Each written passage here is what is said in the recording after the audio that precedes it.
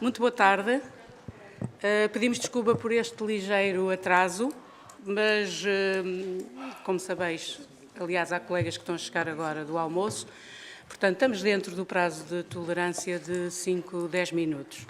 E para não perdermos mais tempo, vamos diretos ao nosso painel da tarde, solicitando a vossa gentileza para, no final da conferência, se não se importarem, preencherem o questionário relativamente, portanto, ao desenvolvimento da conferência, que é para nós extremamente importante o vosso feedback, no sentido de melhorarmos e de encaminharmos as vossas apreciações para tornar ainda mais úteis as iniciativas que a Lisboa é Nova e a Câmara Municipal desenvolvem.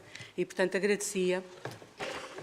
Por outro lado, dar-vos a informação, penso que a maior parte dos participantes já conhece a nossa metodologia, todos os PowerPoints e filmes aqui disponibilizados pelos oradores, que agradecemos, vão ser, no final da semana ou no início da próxima semana, disponibilizados no site da Lisboa Nova e, portanto, terão acesso a toda a informação disponibilizada, bem como penso que a gravação da conferência. Bom, muito obrigada pela vossa presença, nomeadamente aos colegas de mesa. Eu agradeço desde logo a participação de todos os membros do painel, relevando, aliás, uma plateia que tem sido de excelência. Quão importante é estreitar uma regular colaboração entre as nossas cidades, nomeadamente na partilha de experiências e boas práticas. Portanto, vamos agora entrar na abordagem da realidade com que os representantes que aqui estão de várias câmaras municipais, aliás, dizer que os participantes desse lado é muito relevante a abrangência, quer do meio académico, quer de empresas, mas muito de câmaras da área metropolitana de Lisboa. Para terem uma ideia, nós temos presentes Oeiras, Torres Vedras, Almada, Alenquer, Odivelas, Cascais, Setúbal, Sintra, Loures, Seixal, Vila Franca de Xira, Barreiro, Lisboa. Não sei se haverá mais representantes das câmaras municipais, mas quero dizer que é extremamente relevante esta partilha de informação relativamente a uma área tão importante como a área metropolitana de Lisboa. Dava a palavra imediatamente ao arquiteto Paulo Paes, que é diretor do Departamento de Planeamento da Câmara Municipal de Lisboa, que nestas funções precisamente coordenou a revisão do Plano Diretor Municipal de Lisboa. Aliás, o Plano Diretor Municipal, como sabeis, foi distinguido em 2013 com o Prémio de Excelência pelo Luís Alcarpe. Foi membro do Conselho de Delegados da antiga Associação dos Arquitetos Portugueses. Foi membro também do Conselho Nacional de Delegados da Ordem dos Arquitetos em sucessivos mandatos e é autor de diversos artigos publicados em revistas e livros de arquitetura e urbanismo. Portanto, Sr. Arquiteto, tem a palavra. Muito obrigada pela sua presença.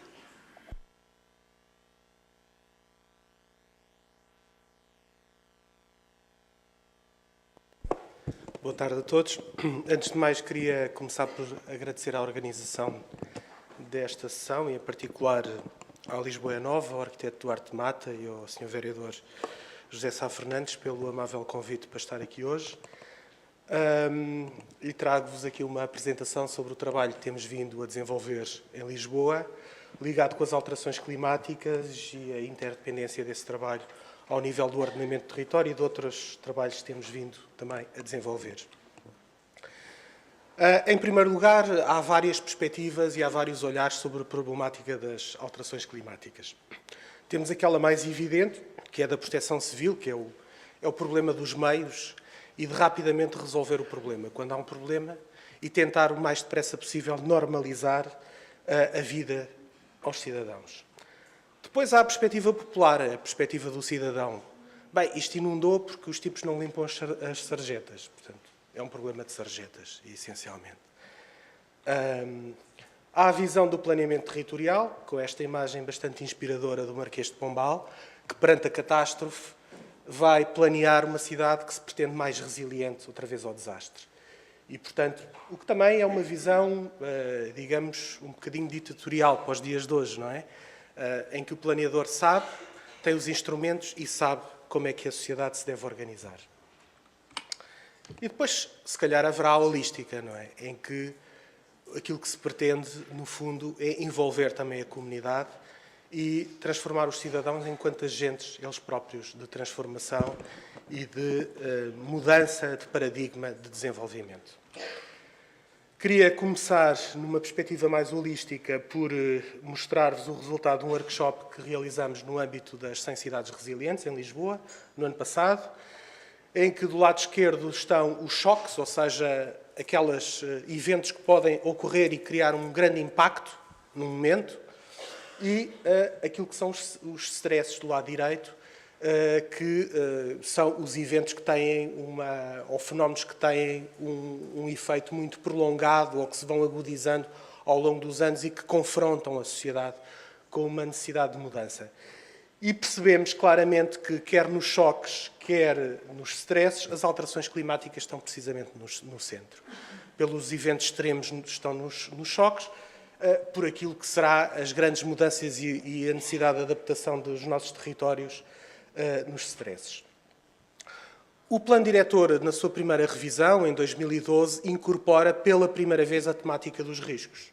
Estamos aqui a falar de alterações climáticas, trouxe aqui apenas o risco de inundação e, portanto, incorpora pela primeira vez. O que é curioso, uma cidade que é fortemente marcada por uma cultura de resiliência, que vem do século XVIII, depois todo o planeamento holístico durante o século XX, a temática dos riscos não entra, de facto, não entra nos planos urbanísticos em Lisboa e apenas reentra esta temática da resiliência e das alterações climáticas em 2012, na revisão do Plano Diretor Municipal. Mas mais do que a questão dos riscos, também houve uma caracterização climática da cidade e onde se percebe claramente o efeito da ilha de calor. E onde se percebe que, em determinadas horas do dia, nós podemos ter gradientes térmicos que podem ir de 4, 5 graus num ponto da cidade e noutro ponto da cidade. Bom, e se calhar isto pouco dirá à assistência. E que mal tem isso? Haver 5 graus de diferença entre o Rossio e o Parque de Monsanto? Isso é natural que aconteça. Olhando para estudos sobre saúde pública, nós verificamos que em Lisboa, a partir de 29,3 graus centígrados, por cada grau a mais centígrado, os efeitos na saúde refletem-se. E, portanto, por exemplo, temos doenças respiratórias com uma incidência de 9,49% a mais do que é normal naquele período, por exemplo, com população com 65 e mais anos. E, portanto, isto pode representar um grau a mais a diferença para uma pessoa que de repente tem um óbito súbito. E queria chamar a atenção que a cidade de Lisboa é uma das cidades mais envelhecidas do país. Em 2011 tinha 23,9% de população com mais de 65 anos. E a marcha do envelhecimento continua. Por isso, a OCDE pegou em Lisboa como caso de estudo a nível mundial no âmbito do projeto das Aging Society. E, portanto, porque Lisboa, em 2050, será uma das cidades mais envelhecidas do mundo. Portanto, a questão da Ilha do Calor, se calhar, já conta aqui alguma coisa. Já tem um impacto social e temos, de facto, que atuar sobre ela. O Plano Diretor, como vos disse, tem medidas para as alterações climáticas, do âmbito da adaptação e do âmbito da mitigação. Aliás, as alterações climáticas entraram na agenda internacional essencialmente por via da mitigação, a questão do mercado de carbono, toda a gente já ouviu falar, mas, de facto, as alterações climáticas neste momento já são inevitáveis e o tema central deve ser a adaptação. E ao nível dos instrumentos de gestão do território, em que a questão da adaptação se coloca com maior acuidade. Em Lisboa, nós demarcamos em toda a sua plenitude, na revisão de 2012, o sistema úmido. O sistema úmido apenas estava marcado, não é que ele não tivesse sido reconhecido, mas estava apenas demarcado no PDM 94 nas zonas verdes. Nas zonas que não eram verdes, não aparecia informação sobre o sistema úmido. O sistema úmido passou a estar demarcado no Plano Diretor Municipal, na sua plenitude, em 2012. E é sobre o sistema úmido que nós queremos fazer as intervenções mais pesadas. Foi sobre o sistema úmido no vale principal da cidade que fizemos o plano de urbanização de Alcântara, onde, pela primeira vez num plano de urbanização, colocamos na agenda a questão da desurbanização e, portanto, retirar construção para criar um corredor verde. E estamos neste momento a trabalhar e fizemos um estudo prospectivo para o Val de Chelas, precisamente na mesma lógica, aí numa intervenção muito mais pesada e numa ambição que é redesenhar a paisagem, recriar outra vez a paisagem rural no interior da paisagem urbana, precisamente numa perspectiva de sustentabilidade e de adaptação do território. O plano diretor manteve os 3 macrocorredores que vinham de 94, que a professora Manuela Raposo Magalhães hoje de manhã aqui mostrou. O elemento central da estrutura ecológica é o Parque de Monsanto, que é um parque periurbano, que é importante para Lisboa e não só, do qual irradiam 3 corredores estruturantes. O periférico, que liga à Várzea e Costeiras de Loures e que aí vai conectar com a rede ecológica metropolitana e, portanto, também não olhamos para a cidade como um objeto isolado, está num contexto metropolitano e se queremos uma estrutura ecológica contínua, temos que procurar essa continuidade para o exterior das fronteiras da cidade de Lisboa e, portanto, procurar essa continuidade nos municípios vizinhos. Um corredor ecológico central e que faz uma conexão entre o Parque de Monsanto e o Rio através do Parque das Nações e deste espaço, que está dentro do corredor ecológico central, e, finalmente, o corredor ribeirinho, numa perspectiva em que a contração das áreas portuárias também servem como oportunidade para encontrarmos novos espaços públicos, reconciliar a cidade com o Rio, porque o Rio teve uma relação muito íntima ao longo de milénios com a cidade e, a partir de finais do século XIX, com a construção do porto comercial, com a construção das linhas de caminhos de ferro, com a infraestruturação da frente ribeirinha, criou-se claramente um divórcio entre a cidade e o Rio, e é religar a cidade ao Rio, o Rio que participa enormemente da paisagem urbana da cidade, do seu caráter, da sua luz e da sua história, voltar a estar ligado na vida do cotidiano dos lisboetas. Uma estrutura ecológica contínua, aqui reclassificámos solo, no sentido de conseguirmos mais 23% de áreas verdes do que tínhamos no PDM anterior. E isso também foi conseguido, por exemplo, anulando loteamentos. Nós tínhamos um loteamento no Alto da Ajuda, da EPUL, que, por exemplo, urbanizava uma zona que tinha azinheira e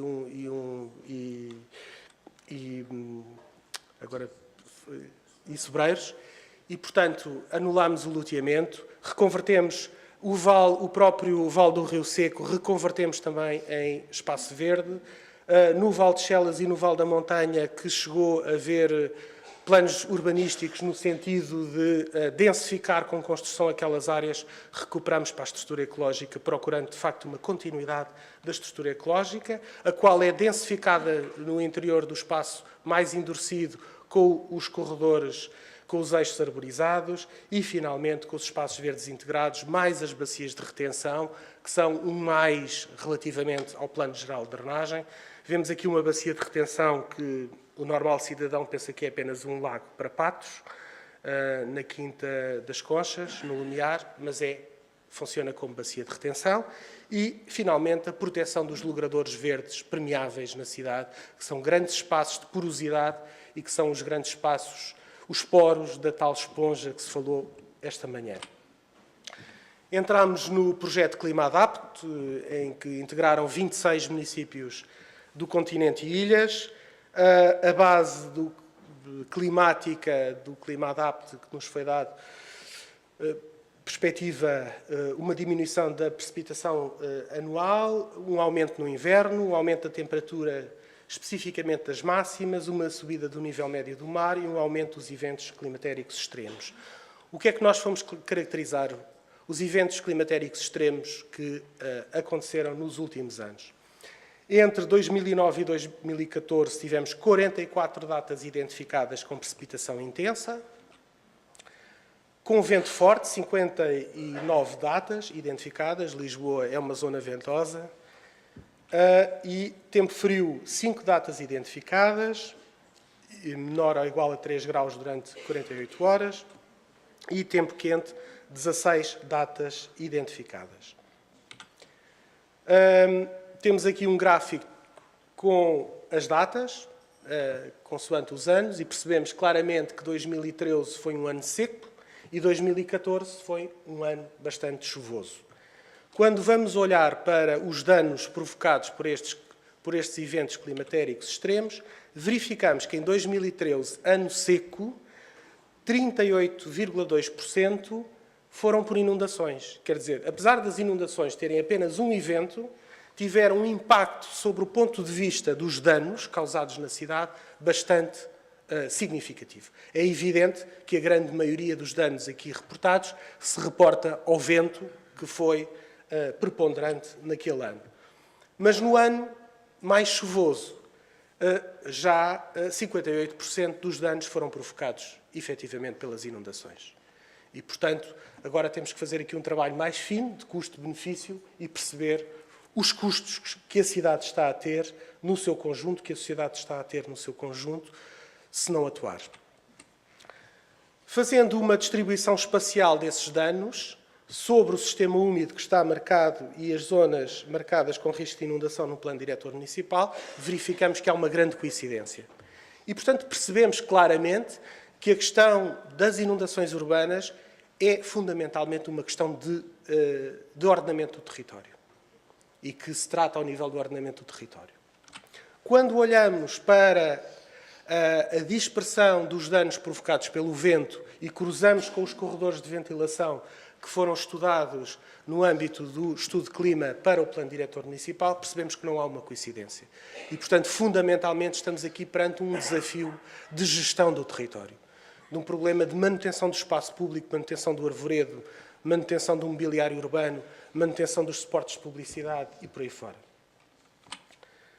A nossa estratégia é uma estratégia que assenta aqui num tripé, que é, temos um eixo essencialmente vocacionado para o planeamento da cidade, temos um eixo, que é o eixo B, essencialmente vocacionado para a gestão da cidade sob o ponto de vista das alterações climáticas, e temos um eixo C, que é o eixo da governança, que é fundamental o envolvimento dos cidadãos e dos vários agentes para, de facto, haver uma adaptação e uma adaptação de modos de vida, de modos de encarar a cidade, de perceber no futuro que o espaço público, quando inunda, não é porque esteja a funcionar mal, não é porque a sarjeta está entupida.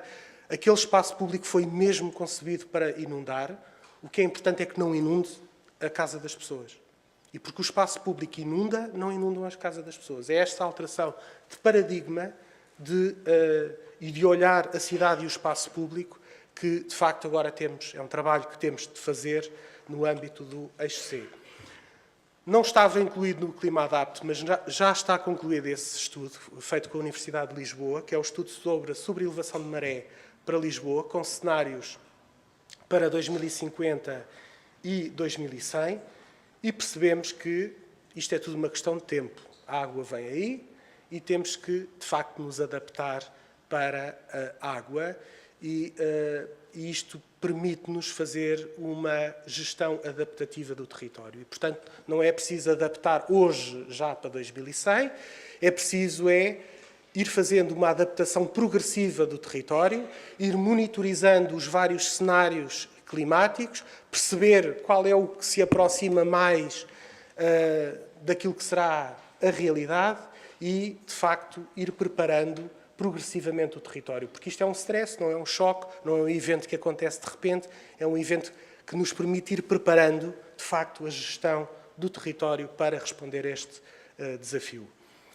Nós, ao contrário dos outros 45 municípios que têm um plano de pormenor, têm um plano de urbanização, vá lá, um plano de urbanização e um plano de pormenor, nós em Lisboa temos 11 planos de pormenor e temos 11 planos de urbanização e 46 planos de pormenor. E, portanto, a avaliação desses planos no âmbito do projeto Clima Adapte era qualquer coisa absolutamente avassaladora e que não tinha paralelo com os outros municípios.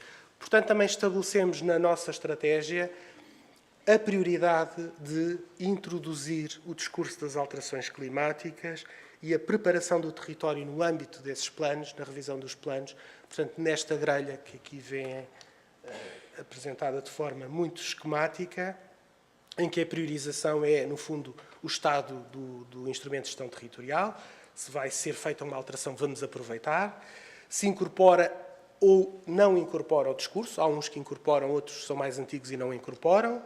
E depois, os critérios de seleção são, obviamente, aqueles cujo território são afetados pelas situações de risco ou pelas situações que mais decorrem dos efeitos das alterações climáticas. Finalmente, previmos um sistema de monitorização e acompanhamento da estratégia das alterações climáticas. A ideia é que a estratégia das alterações climáticas não seja apenas uma marca, um brand. Pronto, Lisboa já tem, já usa desta camisola desta marca, que é muito boa, mesmo comprada na feira. E não é isso que se pretende. Pretendemos ter uma estratégia e pretendemos concretizar essa estratégia.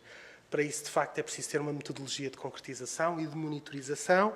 No fundo, em primeiro lugar, a definição dos indicadores a monitorizar, que têm que estar concretamente ligados à monitorização do território.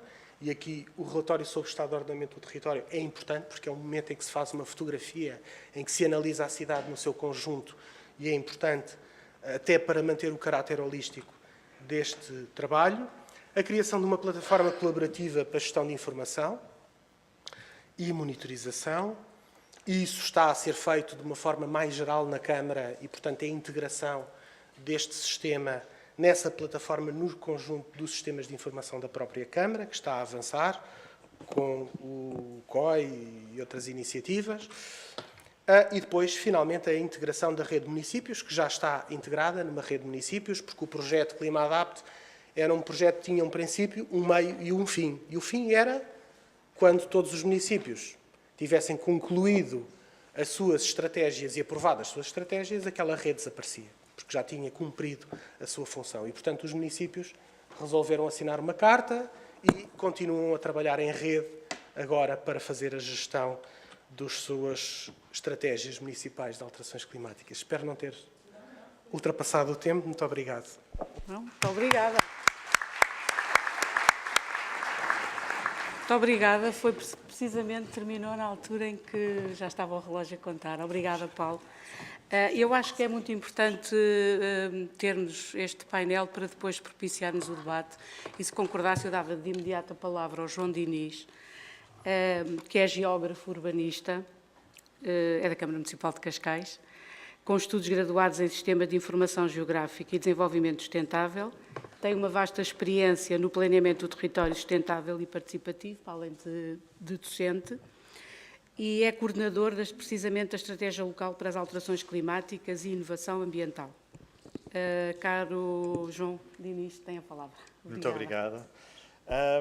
Muito obrigado, antes de mais, pelo convite, pelo simpático convite, e cumprimentar também os meus colegas de mesa. Normalmente, quando nós somos convidados para as conferências, nós tentamos trazer sempre o melhor caso de estudo possível, as melhores experiências, só que neste tema em particular é precisamente aquele onde nós temos maiores debilidades. É aquele que nós encontramos maiores desafios e é aquele onde as nossas respostas se calhar não estão ao nível de outras respostas que nós já tivemos e continuamos a ter ao nível das alterações climáticas e ao nível da inovação ambiental. E, portanto, é com este contexto que é imperioso compreender ou transmitir-vos algumas das dificuldades que nós atravessamos, porque são seguramente aquelas que vocês também, se calhar, já estão a atravessar ou que irão atravessar no futuro. E, portanto, seria simpático, pelo menos, assumir que nós aqui também gostaríamos de ter uma relação de aprendizagem com todos os presentes aqui. Primeiro, Cascais, ao contrário do que aquilo que as pessoas normalmente associam, não é? Cascais não é só limar. Cascais é um município bastante complexo, bastante completo e variado do ponto de vista geográfico, com uma geografia física bastante única, bastante singular, devido à posição geográfica que nos encontramos, portanto, entre o Tejo, entre o Atlântico, entre o Mediterrâneo, entre o Atlântico. Estamos ali quase no fim da Europa, de todos os bons motivos, e obviamente que esses recursos são muito conhecidos por todos vocês e também a nível mundial para a prática do turismo. E, portanto, as alterações climáticas vão provocar algum stress ao nível desse património, como é óbvio. Portanto, quando nós estamos a falar em políticas para o planeamento do território, E quando falamos em alterações climáticas, nós temos aqui duas vertentes. A primeira é o nível da sustentabilidade. Uma estratégia de sustentabilidade local é algo que é mais flexível, que procura encontrar algumas soluções ou trazer alguns conceitos inovadores para a forma como nós olhamos para os nossos recursos endógenos, para a forma como nós trabalhamos com as pessoas. Portanto, é algo bastante distinto do restante processo associado ao planeamento do território.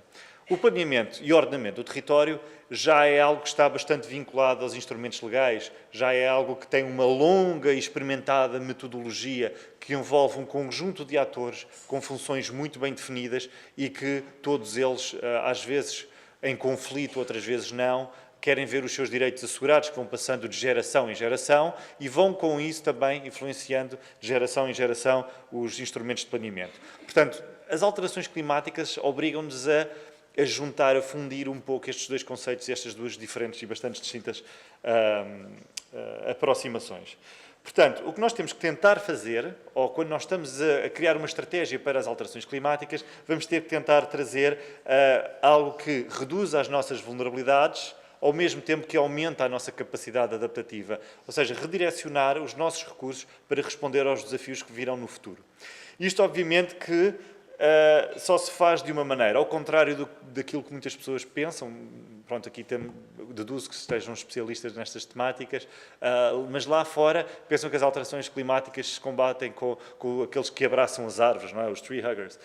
O Viva o Ambiente, que vão fazer manifestações em prol do ambiente e, enfim, um pouco desprovidas de conteúdo, mas com bastante energia para a transformação.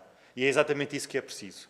E, portanto, nós temos que juntar a capacidade de inovação, mudarmos o nosso sistema de gestão do território, o nosso sistema de exploração do território, com as pessoas, com essa energia positiva e construir novos instrumentos de gestão do território, algo que é extremamente desafiante.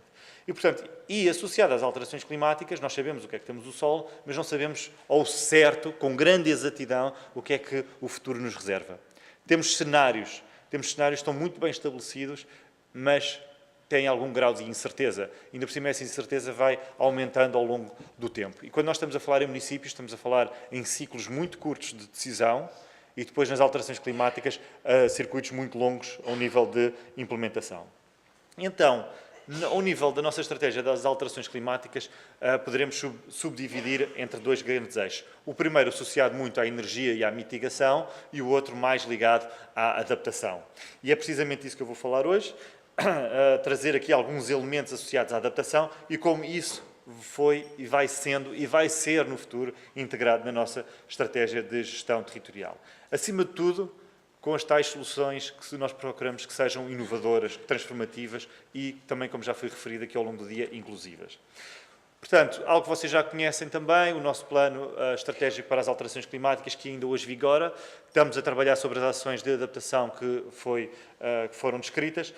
Os impactos sectoriais, que aqui vocês conseguem ver estes 6, já são amplamente conhecidos, portanto, são muito semelhantes a muitos outros municípios da AML, aumento do stress hídrico, possível perda de areais, portanto, não diria erosão costeira, mas ao nível da dinâmica sedimentar, com algumas alterações, algumas perdas de biodiversidade e aumento de probabilidade de espécies invasoras. A agricultura também, curiosamente, nós não temos uma agricultura significativa, somos predominantemente urbanos, mas temos uma gestão e uma exploração florestal. Temos também, por exemplo, o vinho de Carcavelos, que é um produto bastante apreciado, que poderá até ter benefícios com as alterações climáticas, mas até um certo ponto, depois de um certo ponto deixa de ser viável. Na saúde humana, precisamente aquilo que já foi referido, e obviamente no turismo, a nossa principal atividade económica.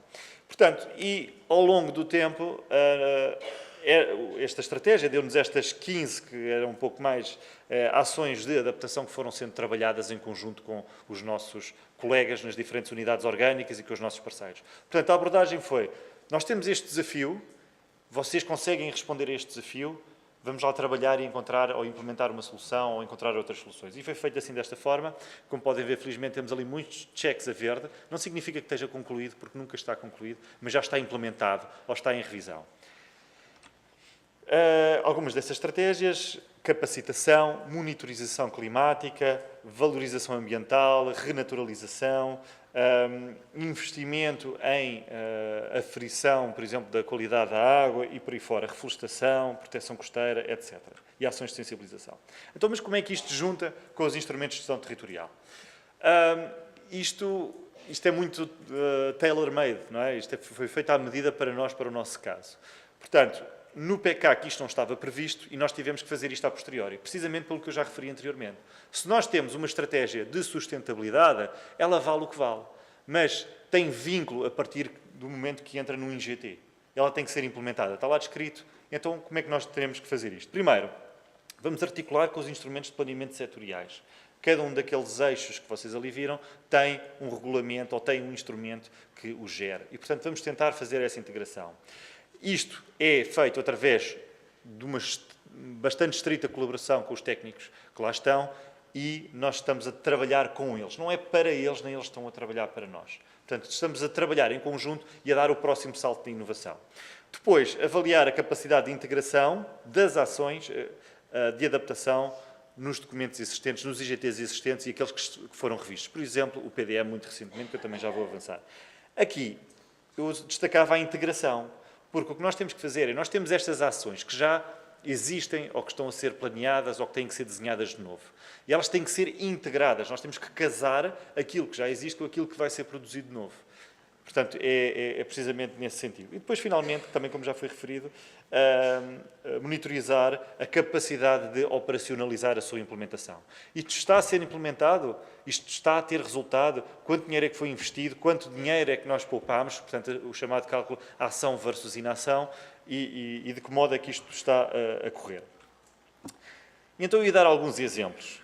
Uns exemplos bastante pragmáticos, uns com mais sucesso e outros com menos sucesso, e eu vou sempre destacar o sucesso e o insucesso.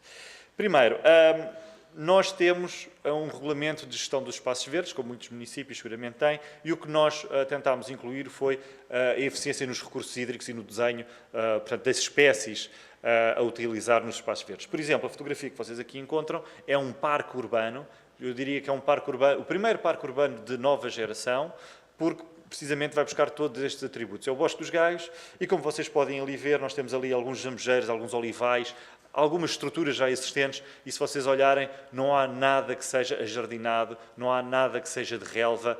Aliás, existe relva, mas é numa área bastante diminuta, portanto, apenas para enquadramento. E desses 3 hectares, se não estou em erro, estamos a falar de 1.500 metros ajardinados. E, portanto, isto poupa recursos, poupa infraestrutura, poupa dinheiro e, acima de tudo, poupa dinheiro na manutenção. E é um espaço perfeitamente apto para a funcionalidade humana que tem. Portanto, aqui estamos a juntar esta valência de adaptação a um documento existente. E, portanto, é um espaço que eu também vos convido a visitar. Depois, temos também, ainda dentro dos EPVUs, um dos nossos colegas da gestão dos espaços verdes, que estão através de, eu não diria a inovação, não é? A inovação é sempre inteligente, mas eu aqui destacaria a inteligência em desenhar espaços de enquadramento onde precisamente seja reduzida a necessidade de manutenção, a necessidade de recursos hídricos, entre outros. E, portanto, estamos a desenhar espaços de enquadramento, portanto, ou seja, não são espaços de vivência, com essas valências. Se vocês olharem, aqui são 2 casos de estudo de 2 rotundas. A primeira rotunda, a de cima, portanto, não existe necessidade de rega, praticamente, só nesta fase onde nós temos ali algumas oliveiras e alguns aloe veras, mas nada de especial. E depois na rotunda em baixo, que é o final da autoestrada, portanto, quando vocês vierem de Lisboa e forem visitar Cascais, vão encontrar esta rotunda, que tem precisamente uns troncos de árvores cortadas, a fazer aqui algum desenho, alguma arte e alguma cultura introduzida. Neste caso, estes troncos foram as árvores que tiveram de ser cortadas para a elaboração desta infraestrutura. Portanto, foram reaproveitadas aqui, tal como algumas pedras e depois algumas xerófitas que praticamente precisam de rega gota a gota. Depois, algo que também já estava previsto, muitos municípios já têm uma estrutura ecológica. E aqui vem o desafio. Uma estrutura ecológica não responde, quer dizer, responde obrigatoriamente às questões das alterações climáticas, mas não necessariamente aos desafios que as alterações climáticas podem trazer no futuro. E com isto quero dizer, as estruturas ecológicas têm identificados os sistemas biofísicos que devem ser salvaguardados, mas depois têm que saber trazer a tal inovação para responder aos desafios adicionais. Por exemplo, quando nós estamos a falar da renaturalização da ribeira, isso foi feito. Algo que vocês aqui não veem neste caso, mas o que foi feito, o tal fator de inovação, foi se nós temos um aumento previsível de cheias, então a infraestrutura que vamos fazer vai ser a que terá menos impacto a quanto dessa cheia. Por exemplo, neste caso, estamos a falar de um pavimento semiporoso e de uma infraestrutura mínima, como a fotografia não exemplifica bem, mas nós estamos a falar, portanto, aqui de uma várzea, a única várzea existente no centro de Cascais, e que, em caso de cheia, parte deste equipamento pode ser danificado, que não terá impactos avultados. Portanto, é precisamente dentro deste campo que nós temos que analisar. Também, como já foi referido, o Serviço Municipal de Proteção Civil sempre trabalhou estas questões da vulnerabilidade, sempre trabalhou as questões do risco. Agora, a inovação que trouxe para as alterações climáticas foi o tipo de gestão e o tipo de atores que trouxe para o seu planeamento das atividades. E, portanto, e como diz o nosso colega Carlos Tibeira, da Proteção Civil, os incêndios não se combatem com mangueiras durante o verão, eles combatem-se com cabeças durante o inverno. E, portanto, cabeças a pensar, a prevenir e por aí fora. Depois, finalmente, neste caso também, nós temos o regulamento de limpeza e serviços de higiene urbana, onde foi incluída a necessidade de nós reduzirmos a utilização de recursos hídricos, precisamente encontrando soluções alternativas que, neste caso, foram encontradas através da utilização de águas residuais, portanto, depois tratadas, para a limpeza urbana. Eu, apesar de não ter aqui os dados de quantificação, acho que rondam o equivalente a 50 piscinas olímpicas, portanto, que é bastante significativo. E então entramos no IGT, por assim dizer. Entramos, neste caso, no PDM, antes de chegarmos depois àqueles que estão ali em baixo. Primeiro, os elementos climáticos e sistemas ambientais já estão estabelecidos em procedimentos do PDM. A avaliação ambiental estratégica, o enquadramento territorial já faz esses elementos, e depois temos as figuras que são municipais ou supramunicipais, como é o caso dos instrumentos do Plano de Proteção da Orla Costeira, as RENs e a Rede Natura. E depois temos outras orientações em regulamento, para o caso da energia, por exemplo, o regulamento de edificabilidade do município, que diz, bem, qualquer edifício novo tem que ter um painel solar térmico, ou tem que ter eficiência energética A. Portanto, o nosso desafio é nós termos um paradigma que vai para além destas obrigatoriedades, que são mínimas. Nós temos um patamar atual, uma realidade, que não é a realidade de amanhã. E nós temos que antever este caminho e salvaguardar os impactos que isto terá. Isto é que é o grande desafio. E para isto nós temos, primeiro, que, mais uma vez, ter todas as pessoas a bordo, de saber trabalhar uns com os outros, ter a capacidade de ouvir a resistência que nós temos, e nós encontramos imensa resistência a este processo, também já vou explicar como, e depois tentar integrar ou criar sinergias com processos em curso, mais uma vez. Como é que nós fizemos isto? Se nós temos que alterar a nossa linguagem, então, muito bem, vamos utilizar a linguagem do planeamento. Que linguagem é essa? É a cartografia e o regulamento. A primeira cartografia que nós utilizámos foi algo que também já é bastante comum em Portugal. Se não me engano, também Lisboa tinha uma cartografia semelhante. A nossa deu um salto do ponto de vista metodológico, enfim, com o aumento da resolução da informação existente, e onde nós criámos a Carta de Climatopos. Quando nós falamos em plano, se nós analisarmos a palavra plano, o plano é uma figura bidimensional. E, portanto, quando nós estamos a falar em clima, estamos a falar em tridimensionalidade. E, portanto, o Climatopo procura transformar essa bidimensionalidade em tridimensionalidade. Ir buscar as influências que o clima tem na nossa superfície e na nossa atividade humana no território. E, portanto, e para cada uma destas classificações territoriais, ela vai dizer o que é que existe, quais é que são as influências existentes e, no fundo, eu ia passar este slide, estava ali mal, dá um conjunto de recomendações. Portanto, para cada tipologia que nós ali encontramos, temos que ter algumas recomendações para o planeamento. Portanto, neste caso, a palavra-chave, mais uma vez, é recomendações. E porquê é que não são orientações? Porque, por vezes, podem ser inviáveis face aos direitos existentes e face aos pressupostos metodológicos de um instrumento tão complexo como é o PDM. E, portanto, eu não posso exigir, olha, aqui nestas áreas de maior densidade, como neste caso, por exemplo, aqui na zona a vermelho, nós temos que manter um espaço ou uma determinada distância entre os edifícios. Não é possível, porque já existem direitos adquiridos, já existem índices de construção que têm que ser cumpridos e, portanto, era completamente inviável. Neste caso, informação gera informação e temos também o estudo para o potencial de produção eólico, neste caso em microturbinas em meio urbano. E, portanto, mais uma vez, é como se fosse a nossa carta do potencial de petróleo, mas neste caso do vento, porque como sabem Cascais é a terra do vento, temos moinhos com fartura e muito vento na Praia do Guincho. Portanto, isto obviamente que esta abordagem correu bem, correu mal, mas nós partilhámos isto a nível europeu, ficámos como um bom caso de estudo no antigo Mayors Adapt, que agora é o novo Pacto dos Autarcas integrado, e no fundo nós obtivemos ainda mais perguntas do que respostas ao longo deste processo de integração no PDM. Portanto, nós vamos ter um cenário climático onde as ondas de calor, a pluviosidade intensiva, os fenómenos extremos vão se agravar, vão se tornar mais frequentes. Nós sabemos isso. Há pouco estávamos a falar, estava a ouvir o meu colega a apresentar. Na análise custo-benefício é muito simples fazer uma análise custo-benefício que tenha impacto. A nossa dívida portuguesa vale tanto como o impacto do Katrina nos Estados Unidos. E, portanto, e se nós tivéssemos um Katrina? Duplicávamos a nossa dívida para a reconstrução do país? Portanto, ajuda a compreender a magnitude e a relevância destes fenómenos. Como é que nós tentaremos responder isto? Ou como é que nós entendemos que, no futuro, quem esteja a seguir este caminho, quem esteja a entrar pela integração nos IGTs das alterações climáticas, fomente, em primeiro lugar, a capacitação dos técnicos, que articule e aprenda linguagens em simultâneo de diferentes áreas de trabalho e diferentes setores de trabalho dentro das autarquias e fora das autarquias, por exemplo, uma CCDR, por exemplo. As equipas de trabalho devem estar todas integradas neste processo, portanto, toda a gente deve dar a sua opinião, e as soluções têm que ser inovadoras. Temos de trazer tecnologia e temos de trazer mais-valias económicas para o território, porque só assim é que as pessoas também nos ouvem e veem mais-valia, porque senão estamos apenas a criar entropia num processo que é extremamente demorado. Podem, por exemplo, os climatopos foram construídos em 2012 e foram aprovados no PDM em 2015. E, portanto, foi um processo bastante demoroso. Obviamente que isto foi bem apreciado, partilhamos estas dinâmicas no projeto Clima Adapt, partilhamos estas dinâmicas no projeto Base Adaptation, onde se partilham boas práticas também, precisamente com esta lógica de, bem, nós encontramos estas dificuldades, ajudem-nos a superá-las. Depois, com o estudo em curso, estamos neste momento, no ano de 2017, a fazer a revisão do nosso plano. Vamos ter um plano de ação com bastantes inovações metodológicas e compromissos que são bastante interessantes, mas que ainda estão em curso. E vocês podem ver aqui que o que mudou foi também a cor das setinhas. Temos mais laranjas do que temos verdes.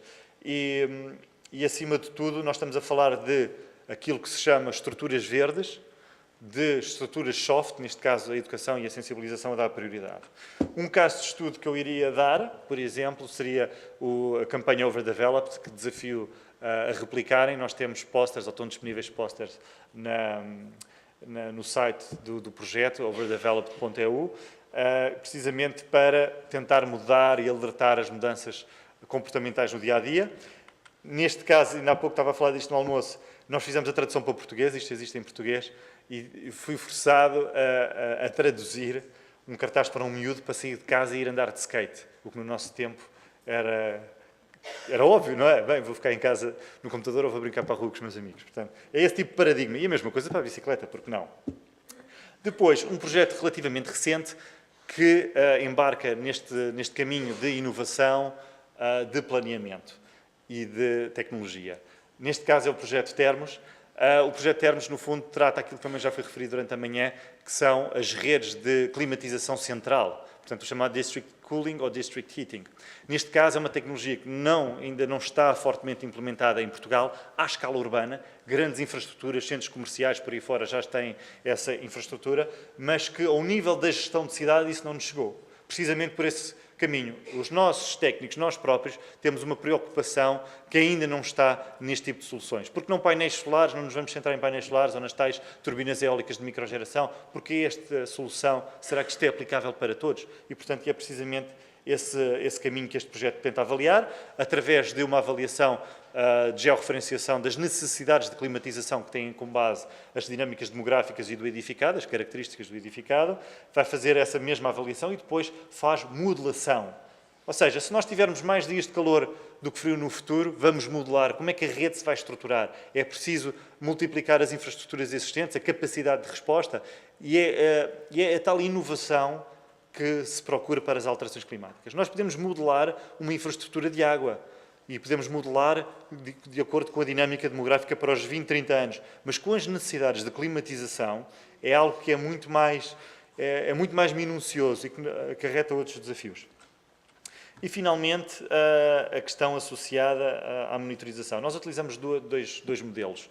Utilizamos um modelo associado ao Mayors Adapt, que não está aqui, e utilizamos o CDP Cities, que é muito interessante, porque permite, com muita facilidade, responder, se não me engano, às 110 questões que eles colocam. Ou seja, uma vez registada, a pergunta fica lá e para o ano replica-se a pergunta, a resposta é a mesma e nós poderemos aumentar ou diminuir o grau de resposta consoante o nosso trabalho nessa área.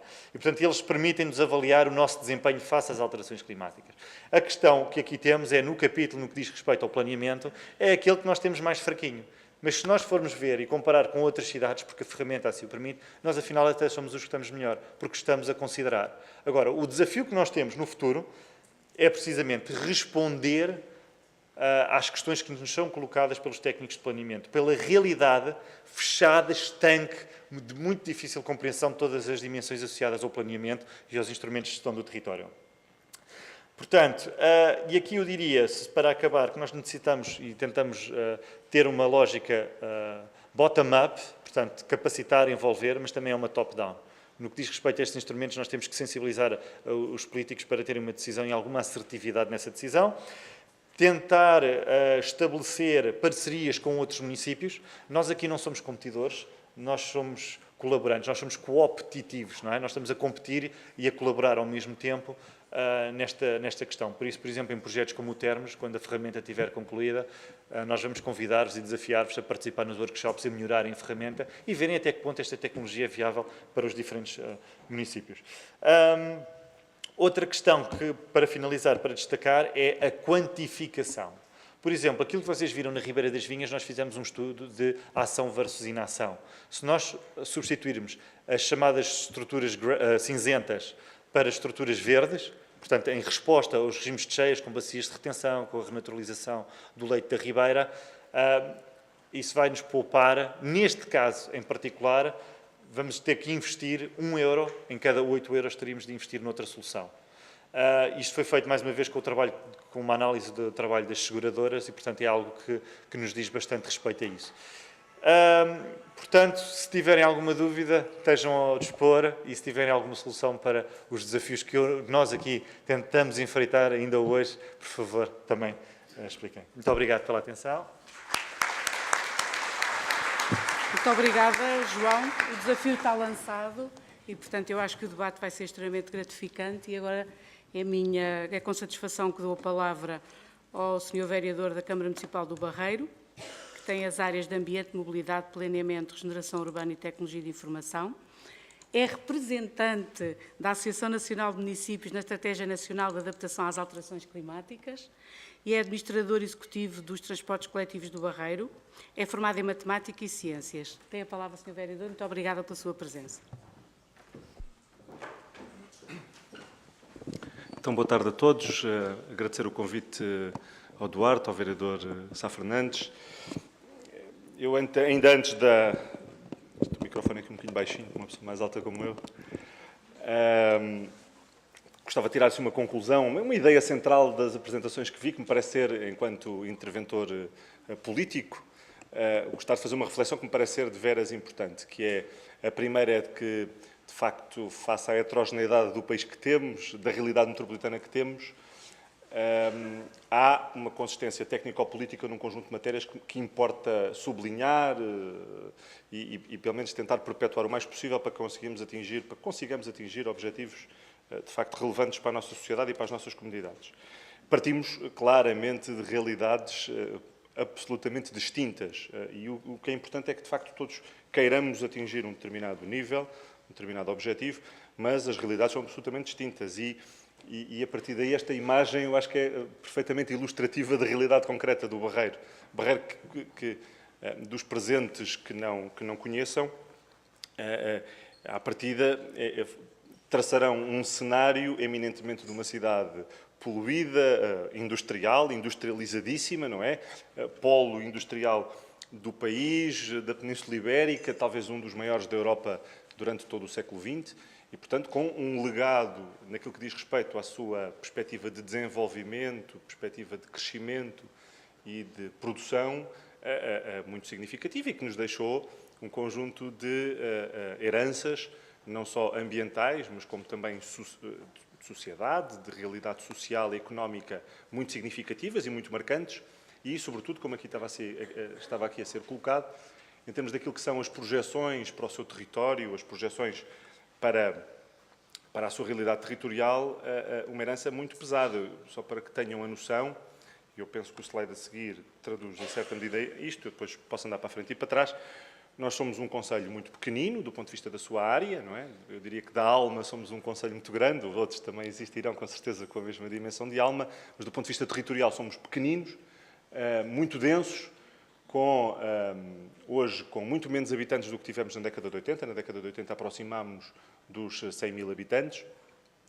E temos, do ponto de vista do instrumento de gestão do território, o PDM, e o PDM é de 94, está em revisão já há muito tempo, porque sob o Barreiro têm estado prometidos um conjunto de investimentos estruturantes da área metropolitana de Lisboa que depois não acontecem e que, do ponto de vista das opções territoriais, dificultam a sua gestão. Eu recordo-vos, por exemplo, que alguns dos dados que aqui vos vou apresentar, algumas das reflexões que aqui vos vou apresentar, e alguns, com certeza, que Lisboa mostrou, e se calhar até Cascais, que o João mostrou, vêm de reflexões feitas num instrumento de gestão de território regional, que depois acabou por não ser concretizado, exatamente porque se recuou do ponto de vista dos grandes investimentos, e alguns desses estavam previstos para a margem sul e Barreiro, mas dizia-vos eu, o PDM em vigor, que nos coloca um ónus significativo, porque, para terem ideia, a projeção demográfica que sustenta esse PDM, ou este PDM que ainda temos em vigor, é de 210 mil habitantes, para uma realidade, como podem ver hoje, de 78 mil. Portanto, estão a ver os condicionalismos territoriais que nós hoje temos, daquilo que também aqui há pouco foi comentado, das promessas e do comprometimento que existe do território para a expansão e desenvolvimento urbanístico. Portanto, toda a tarefa que, em concreto eu, do ponto de vista da gestão política, mas os técnicos que me acompanham temos, para conseguir salvaguardar aspectos essenciais naquilo que é o tópico da minha apresentação, que é a estrutura ecológica do Barreiro, e se nós recuássemos há 40 anos atrás, a estrutura ecológica do Barreiro era uma coisa que dificilmente internamente se conseguia, passa a expressão, vender, não é? Ou alguém conseguir assimilar, o que é isto de estrutura ecológica do Barreiro, mas não, de facto, nós temos, importa, em primeira instância, eu diria, dois grandes registros. Um registro, aliás, como podem ver nesta dimensão, um registro que é o bem em si mesmo, que está até como tópico aqui da sessão, que é o serviço de biodiversidade e a importância destes serviços, quer nas alterações climáticas, quer na qualidade de vida das populações e das comunidades que servimos, mas também, e para o Barreiro parece-me que isso é de extrema importância, como um ativo estratégico relevante para desconstruir essa imagem, essa carga negativa do ponto de vista quer da atratividade, quer da qualidade de vida, que é o Barreiro ser conotado como uma terra com um passivo ambiental demasiado grande, ou como uma terra poluída, ou como uma terra cinzenta, e de facto se conseguirmos desconstruir e se conseguirmos olhar com outra perspectiva e promover outros aspectos, parece-nos que isso é perfeitamente possível, aceitável, e volto a dizer, é talvez um pilar estratégico no qual temos apostado de forma significativa. E, portanto, esta relação que está aqui caracterizada que o Barreiro tem com o Rio Tejo, de cerca de 17 km lineares de frente de rio, Rio Tejo e Rio Coina, com uma qualidade e uma quantidade de espaços verdes e florestais muito significativos, têm esses sim de vir à tona. Eu sublinho um outro aspecto que me parece relevante, é que, pese embora este seja um pilar estratégico de grande importância, isto não significa que nós queiramos inverter, do ponto de vista da estratégia municipal, os outros pilares, que é o desenvolvimento económico, naturalmente, e outros, que têm o seu espaço, têm a sua área, têm, de facto, o seu espaço de oportunidade muito significativo e que deve ser aproveitado. Enfim, na prática, voltar a utilizar as áreas que foram outrora áreas de indústria química pesada e que continuam essas sim a ter uma atividade económica significativa, mas lá está, da forma como se interpreta o território, não olhar apenas para esses, mas olharmos para tudo o resto que nós conseguimos oferecer, não só a quem possa ter a intenção de visitar, usar, usufruir, mas evidentemente para a comunidade que servimos. Eu destacaria, ou achámos que foi digno de destaque, enfim, toda a relação que nós temos com o estuário do Tejo na nossa frente norte, e que é significativa do ponto de vista quer da paisagem, quer da tal relação com os aspectos, enfim, climáticos, seja numa perspectiva, não vou aqui enunciar todos os projetos nos quais estamos envolvidos nessa matéria, não é preciso, mas estamos e e queremos intensificar aquilo que são as nossas reflexões e abordagens nessa matéria, mas o que importa é que estamos em linha com tudo aquilo que de boas práticas se vai trabalhando no que diz respeito a matérias de alterações e mitigação climática, mas sobretudo esta valorização dos aspectos da biodiversidade e da paisagem que no nosso Conselho necessitam de ser apreendidas. Estamos a trabalhar muito nisso e, em particular, na Frente Norte, ou numa zona de charneira na Frente Norte, com todos os concelhos vizinhos, particularmente o concelho vizinho do Seixal, a zona do estuário do Rio Coina, que aqui está caracterizada nesta zona de Alborrica, com um sistema de vistas e de paisagem fantástico e singular, com também muitos moinhos de maré, são 4 os moinhos de maré que ocorrem naquele local, ou que foram construídos ali naquele local, e, portanto, que de facto é um património com alguma singularidade e que nos apresenta espaços de grande valor.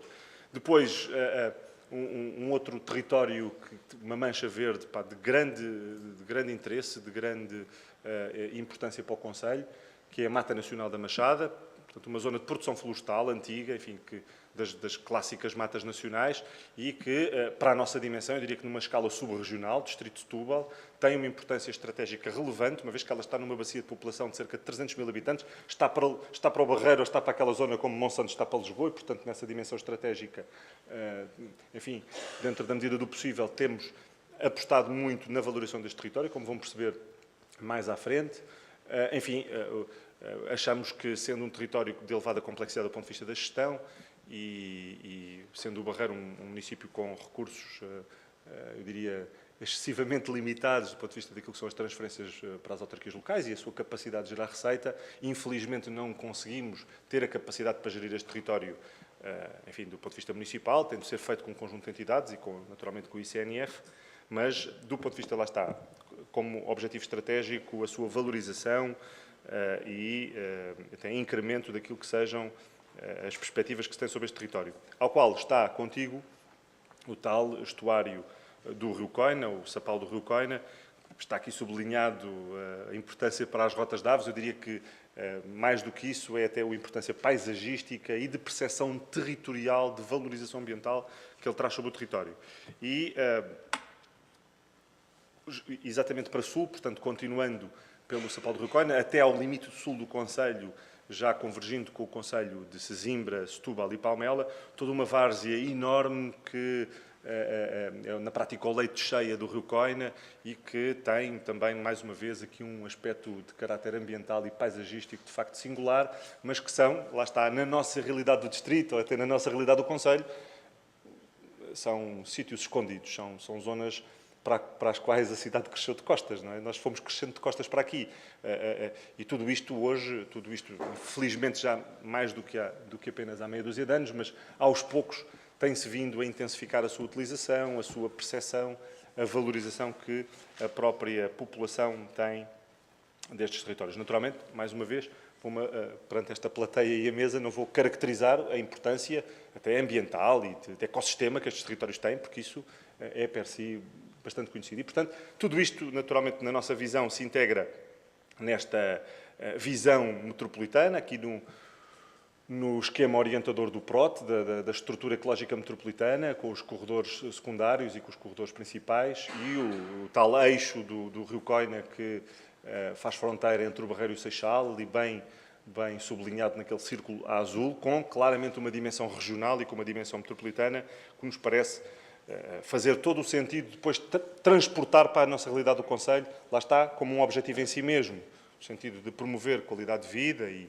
serviços ambientais de grande interesse, mas também para a tal alteração de percepção que existe no Conselho. E uma das matérias que se tem trabalhado, e com amplo consenso político, é na valorização destes territórios, desde logo conferindo-lhe um estatuto e um caráter local que achamos que tem todo o interesse, não apenas o interesse per si, de dizermos que é uma reserva onde existem alguns aspectos a ter em conta e que sejam, evidentemente, únicos na escala do Barreiro, mas até como o facto de estarmos a isolar aquele território, a dizer que aquele território tem características próprias, paisagísticas, culturais e ambientais, faz todo sentido. E, portanto, a Câmara decidiu instituir a Reserva Natural Local do Sapal do Rio Coina e da Mata da Machada, exatamente para que pudéssemos ainda puxar mais por estas sensibilidades e por estas por estes aspectos valorizativos.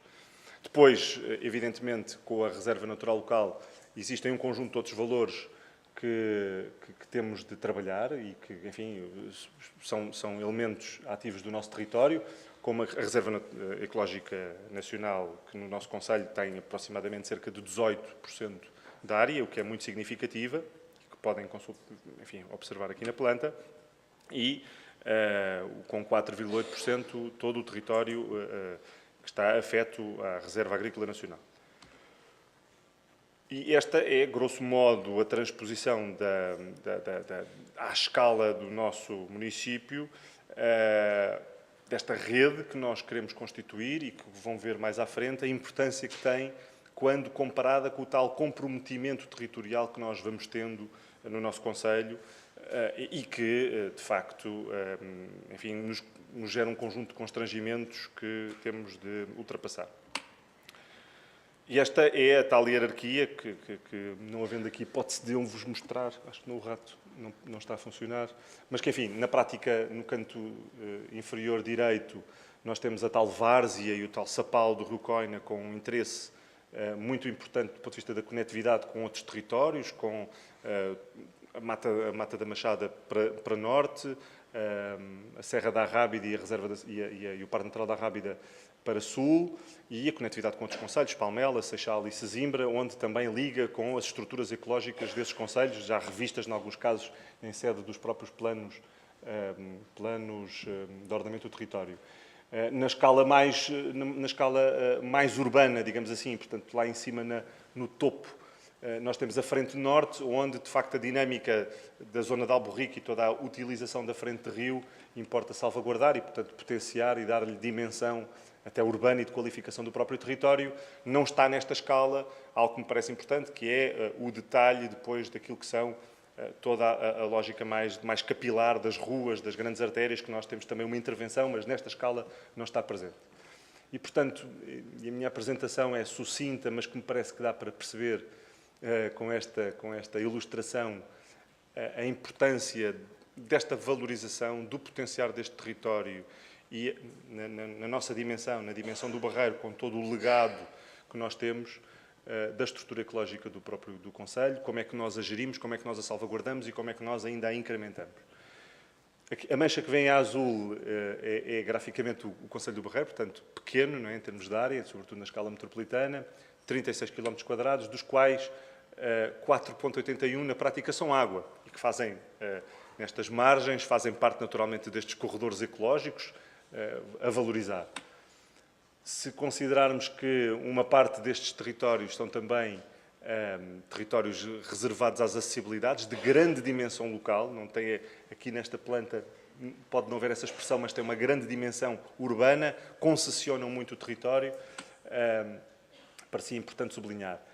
Depois, 2,13 km de servidões militares, portanto, nós temos áreas que na prática já estão adstritas a estas funções. Depois, nesta frente norte, eu vou andar para trás e andar para a frente para se perceber a alteração que existe aqui na planta.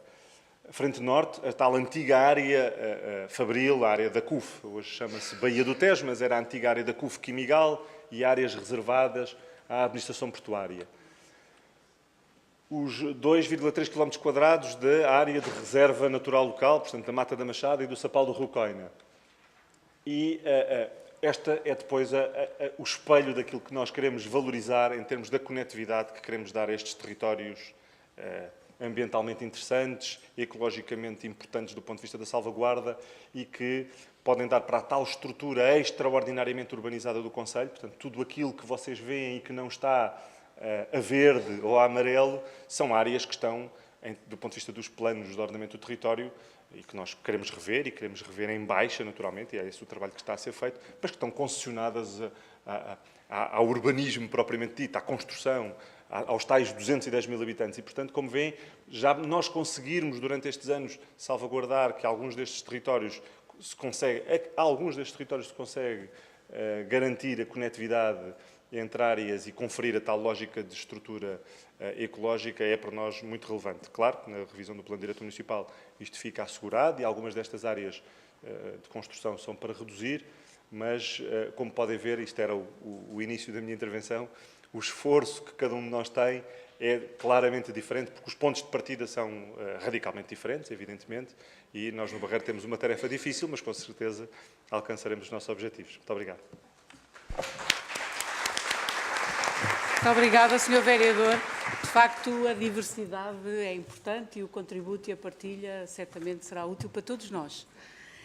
Muito obrigada pela sua intervenção. Dava agora a palavra ao arquiteto Duarte Mata, que é arquiteto paisagista,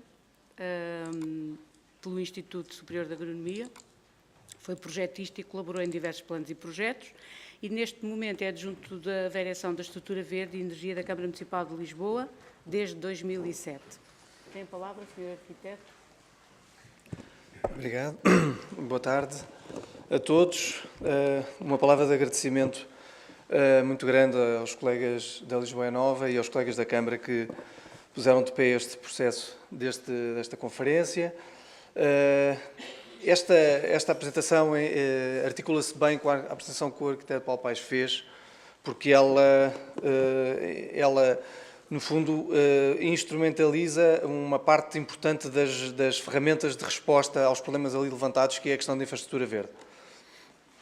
Portanto, as questões das alterações climáticas na cidade são evidentes. Portanto, a evidência é que há um conjunto de indicadores que são monitorizados e que mostram que há profundas alterações urbanas. Isto não é novidade para ninguém nesta sala, de que quaisquer que sejam as previsões das alterações climáticas, nós na cidade já as ultrapassamos largamente.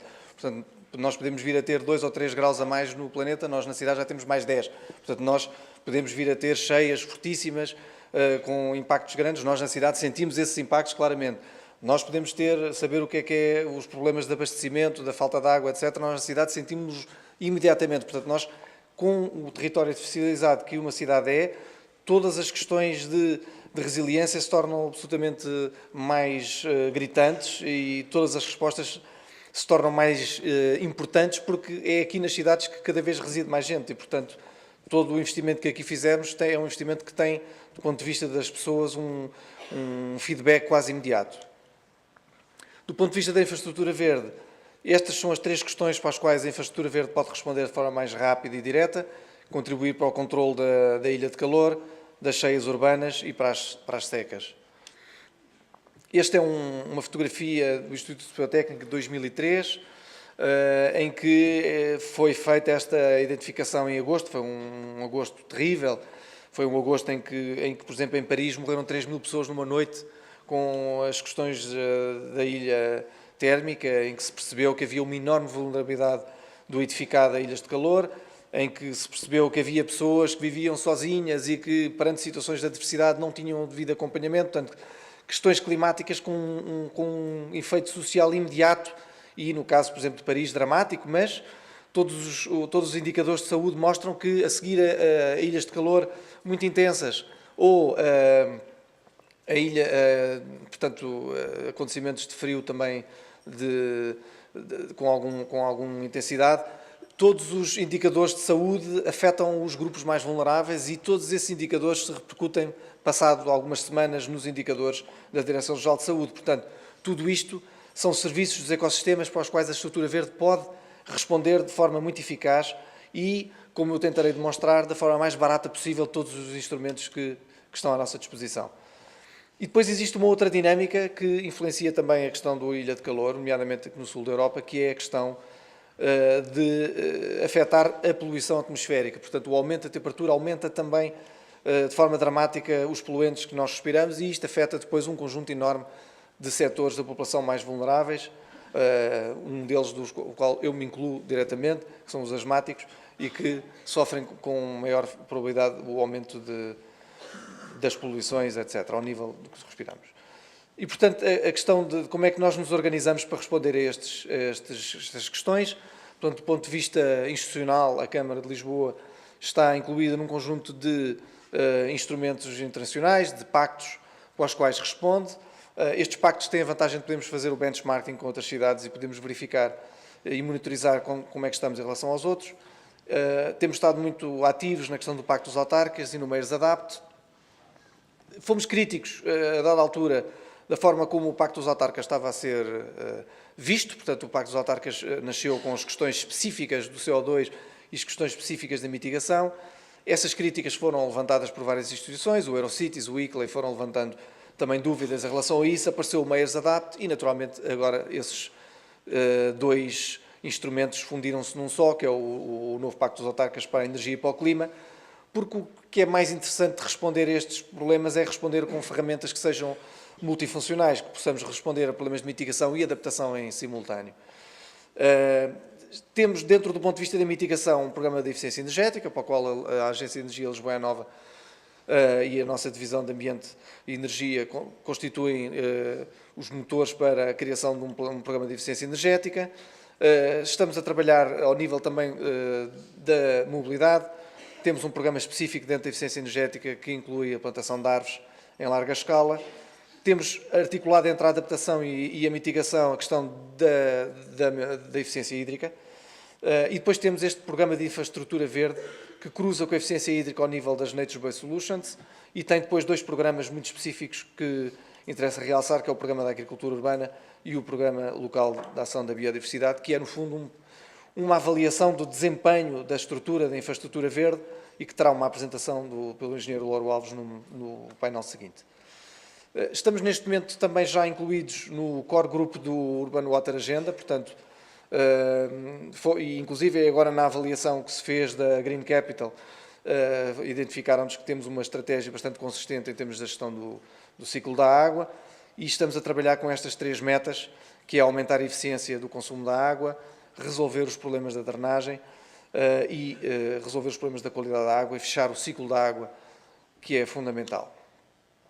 E, de facto, a resposta da infraestrutura verde é uma resposta de futuro e é uma resposta economicamente muito viável, porque é uma infraestrutura que responde a um conjunto enorme e variado de problemas em simultâneo e, portanto, hoje em dia, todo o discurso de responder à estrutura verde com índices de metro quadrado de espaço verde por habitante são arqueologia de todo o que é os espaços verdes. Portanto, hoje em dia a infraestrutura verde é de facto um sistema que responde a serviços, com serviços, e ele responde ao nível do ciclo da água, da drenagem atmosférica, da mitigação, ao nível da fixação de gases com efeito de estufa, dos poluentes, responde ao nível da temperatura, nomeadamente um aspecto fundamental nas cidades do sul da Europa, ao nível do recreio, do abastecimento alimentar, da biodiversidade, da mobilidade ativa e da qualidade do ambiente em geral, entre outros.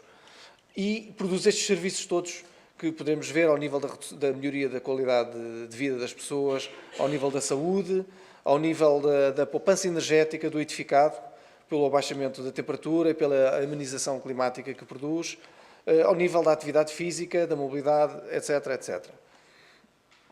Um dos exemplos para o qual a infraestrutura verde tem contribuído com o serviço foi a possibilidade de nós criarmos uma infraestrutura ciclável na cidade.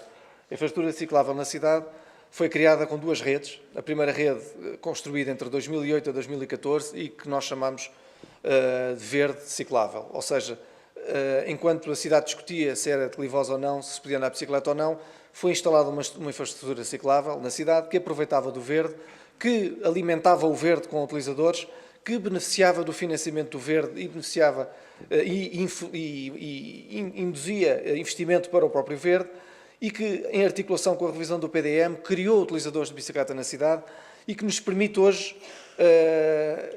criarmos um conjunto de utilizadores que são os daily commuters, portanto, pessoas que utilizam a bicicleta para ir para o trabalho, para ir para a escola, é isso que nos interessa. Temos aqui um plano de mitigação que aproveitou a infraestrutura verde como palco essencial para se instalar e ultrapassar todo o ceticismo que havia. E hoje estamos na segunda rede ciclável, que está a introduzir rede ciclável nas avenidas e a discutir o espaço a que tem direito, que é o espaço público e o espaço viário. Essa infraestrutura que está a ser implementada agora não teria sido possível sem a implementação da primeira infraestrutura verde. E cá está um modelo de financiamento que foi feito, e cá estão os utilizadores que nos interessavam ver aparecer, portanto, a criança que vai sozinha para a escola, a pessoa que vai trabalhar, que utiliza a estrutura, que muitas vezes é alternativa à rede viária e que, por causa disso, conseguiu um percurso de qualidade que lhe permite hoje olhar para a cidade com outros olhos. Obviamente a questão de declive é uma questão que foi sempre tratada desde base, como se pode ver aqui pela planta, e toda a rede está a ser instalada utilizando a questão do declive. Portanto, bicicletas sim, mas não em todo o lado, mas isso é com todos os meios de transporte, é a mesma coisa. E temos hoje uma rede que tem uma hipótese de avançar até 2020, com uma rede que já é muito interessante. Não foi por acaso que também fomos finalistas do Velocity 2017, já com cidades que olhavam para nós como quem é a cidade de Lisboa, aqui como finalista de um evento desta natureza. E pronto, hoje temos os utilizadores que nos interessam a discutir naturalmente o espaço viário, que está absolutamente sobredimensionado em Lisboa e para o qual era preciso tomar uma decisão de fundo em relação a isto. Mas a infraestrutura pode, de facto, responder a mais do que criar as condições para que estas oportunidades, estes serviços ocorram. Mas, evidentemente, há aqui um problema económico de base. Um problema económico que não é um problema, no caso da infraestrutura verde. Nós temos que nos saber adaptar às condições que temos para produzir infraestrutura. Porque, senão, estaremos a produzir uma infraestrutura verde a um ritmo insuficiente para aquilo que são as necessidades. O PDM prevê até 2022 o aumento em cerca de 20% das zonas verdes. Se nós fizermos a conta aos custos médios de implementação e manutenção, só os custos de manutenção de fazer uma infraestrutura verde estereotipada, convencional, intensiva, nós não iríamos conseguir ter custos para manter e, portanto, isso iria tolher, no fundo, a nossa capacidade de crescimento da infraestrutura verde. E, portanto, nós hoje tínhamos que responder a isto. Nós temos que conseguir responder com infraestruturas que sejam simples, que sejam rápidas, que sejam biodiversas, que respondam de forma eficiente com um conjunto de infraestruturas e de serviços, que sejam aproveitadas e utilizadas pelos cidadãos, que os cidadãos interpretem como úteis para a sua vida e para as suas aspirações e que sejam também resilientes. Nós temos que perceber que temos uma infraestrutura verde que tem consigo resistir se nós tivermos falta de verba no município, que seja preciso desviar dinheiro para manter só 2/3 dos espaços de forma capaz, ou porque tivemos que desviar para uma situação que uma catástrofe que possa existir e toda a verba é deslocada dos espaços verdes para manter, por exemplo, as escolas em funcionamento ou para reestruturar uma rede viária ou condutas de água, etc. E nós temos que conseguir perceber que os espaços verdes têm que estar em condições de responder a essas situações. Não podemos criar uns espaços verdes que eles só conseguem resistir se nós tivermos uma enorme capacidade de investimento e na manutenção. São espaços que não têm futuro, que são espaços que estão sempre sujeitos à adversidade. E, portanto, nós criámos ao nível estratégico estas perguntas, como torná-los úteis, como fazer mais infraestrutura uma questão fundamental e crítica, como mantê-las resilientes e como mantê-las de baixo custo. O PDM facilitou muito a criação dos corredores verdes, que não existiam antes de forma estruturada no PDM anterior, e que permitem, portanto, fazer um investimento de maior escala. Este investimento de maior escala é fundamental, como viram ontem nas visitas, estamos a trabalhar com áreas de grande escala, para as quais é preciso obter um rácio por metro quadrado de eficiência na utilização do espaço, caso contrário seriam valores de investimento incomportáveis e de manutenção incomportável. Evidentemente já tivemos hoje aqui uma apresentação do professor Kupfer, o modelo da ecologia alemão é bastante inspirador, nomeadamente na Escola de Arquitetura Paisagista em Portugal. A ideia da continuidade ecológica foi sempre uma ideia bastante seguida e que nos dá bons exemplos do estrangeiro, que é o caso de Dresden, em que os corredores rurais e naturais entram mesmo dentro da cidade até ao centro. Esta é uma questão fulcral e crítica na questão da infraestrutura verde no sul da Europa. Como criar mais? Portanto, nós quando estivermos perante o júri da European Green Capital, nós vamos ter que explicar porque é que nós não podemos fazer estrutura verde como fazem os países do norte da Europa. Porque a nossa infraestrutura verde é uma infraestrutura que é verde todo o ano. Sendo que ela não adquire a cor verde todo o ano, ela é uma infraestrutura que exige níveis de manutenção elevados todo o ano se não tivermos o cuidado de a preparar para isso. Isto são valores médios de construção com dados da Câmara Municipal de Lisboa. Portanto, nós podemos ter espaços que rondam no mínimo 10 euros por metro quadrado, espaços, digamos, médios de 75 euros o metro quadrado. E, portanto, esta transição para os espaços intensivos e extensivos é uma decisão de base do planeamento. Se nós criamos num planeamento, nós criamos espaços reticulados, partidos, isolados, os espaços tornam-se difíceis de ser extensivos, os espaços tornam-se inevitavelmente intensivos, sob pena de os perdermos. Perdemos-los debaixo da capacidade de carga que é sobre eles exercida. E, portanto, a existência de corredores verdes ela é o primeiro passo para que possamos baixar a intensidade do investimento, a intensidade com que podemos abordar o projeto que venha a ser feito. E por isso, quanto maior forem os corredores verdes e quanto maior a interligação tiverem com a área metropolitana, melhor. Porque eles poderão assumir um conjunto de tipologias alternativas que não podem ser incluídas em pequenos jardins, em pequenos espaços. E isto são dados também recentes, já dentro da monitorização do Plano de Biodiversidade. Podemos ver que, e podemos fazer todos esse exercício, 25% das zonas verdes de Lisboa são constituídas pelo Parque Florestal de Monsanto. Agora façam um exercício se esses 25%, cerca de 1000 hectares, fossem espaços intensivos. Quanto é que isso custava de manutenção à Câmara? Seriam espaços absolutamente incomportáveis de manter. Portanto, nós temos aqui por necessidade e por é uma mais-valia enorme o facto de eles poderem ser espaços de enorme resiliência por natureza. E temos, como desafio à nossa frente, que temos cerca de 1000 hectares de espaços silvestres abandonados, com os quais terão tendência a ser, no fundo, integrados na infraestrutura verde, e é sobre estes que tem que ser introduzido com muita atenção o tipo de modelo de projeto que vamos seguir. Isto são os valores de manutenção, também valores médios de serviço. Não queria introduzir neste tema se isto são custos assumidos por serem feitos internamente ou por são custos de outsourcing. São valores que interessa ter em conta em termos daquilo que é o custo desse trabalho de manutenção.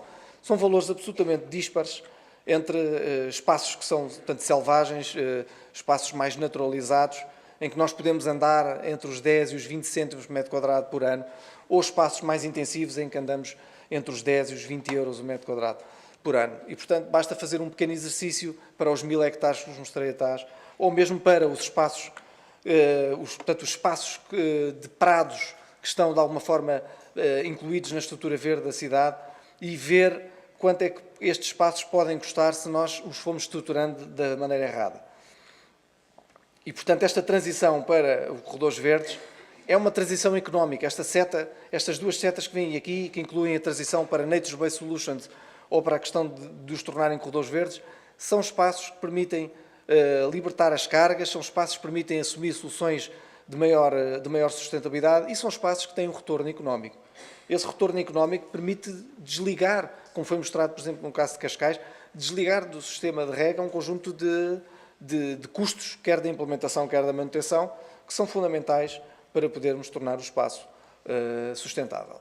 Bom, e podemos então agora podemos imaginar o que é que seria fazer a escala deste problema, que aqui foi dito, à escala da área metropolitana de Lisboa.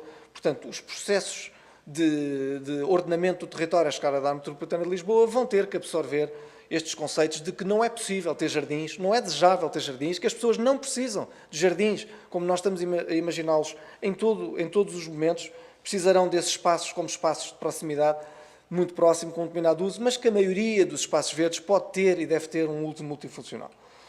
No caso da área metropolitana de Lisboa, isto significa que nós poderemos ter, de facto, uma estrutura de alimentação, como referiu a professora Manuela Magalhães, que torne os parques, e teremos uma apresentação sobre isso exatamente no painel seguinte, parques de enorme escala, que podem servir a área metropolitana de Lisboa a todos, e que todos eles têm uma função para além, em que nós, como utilizadores do parque, usufruímos num conjunto de funções naturais que estão a acontecer no espaço.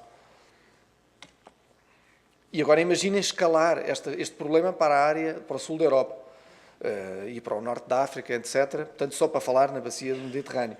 Portanto, temos aqui uma questão que pode ser replicada a maior escala.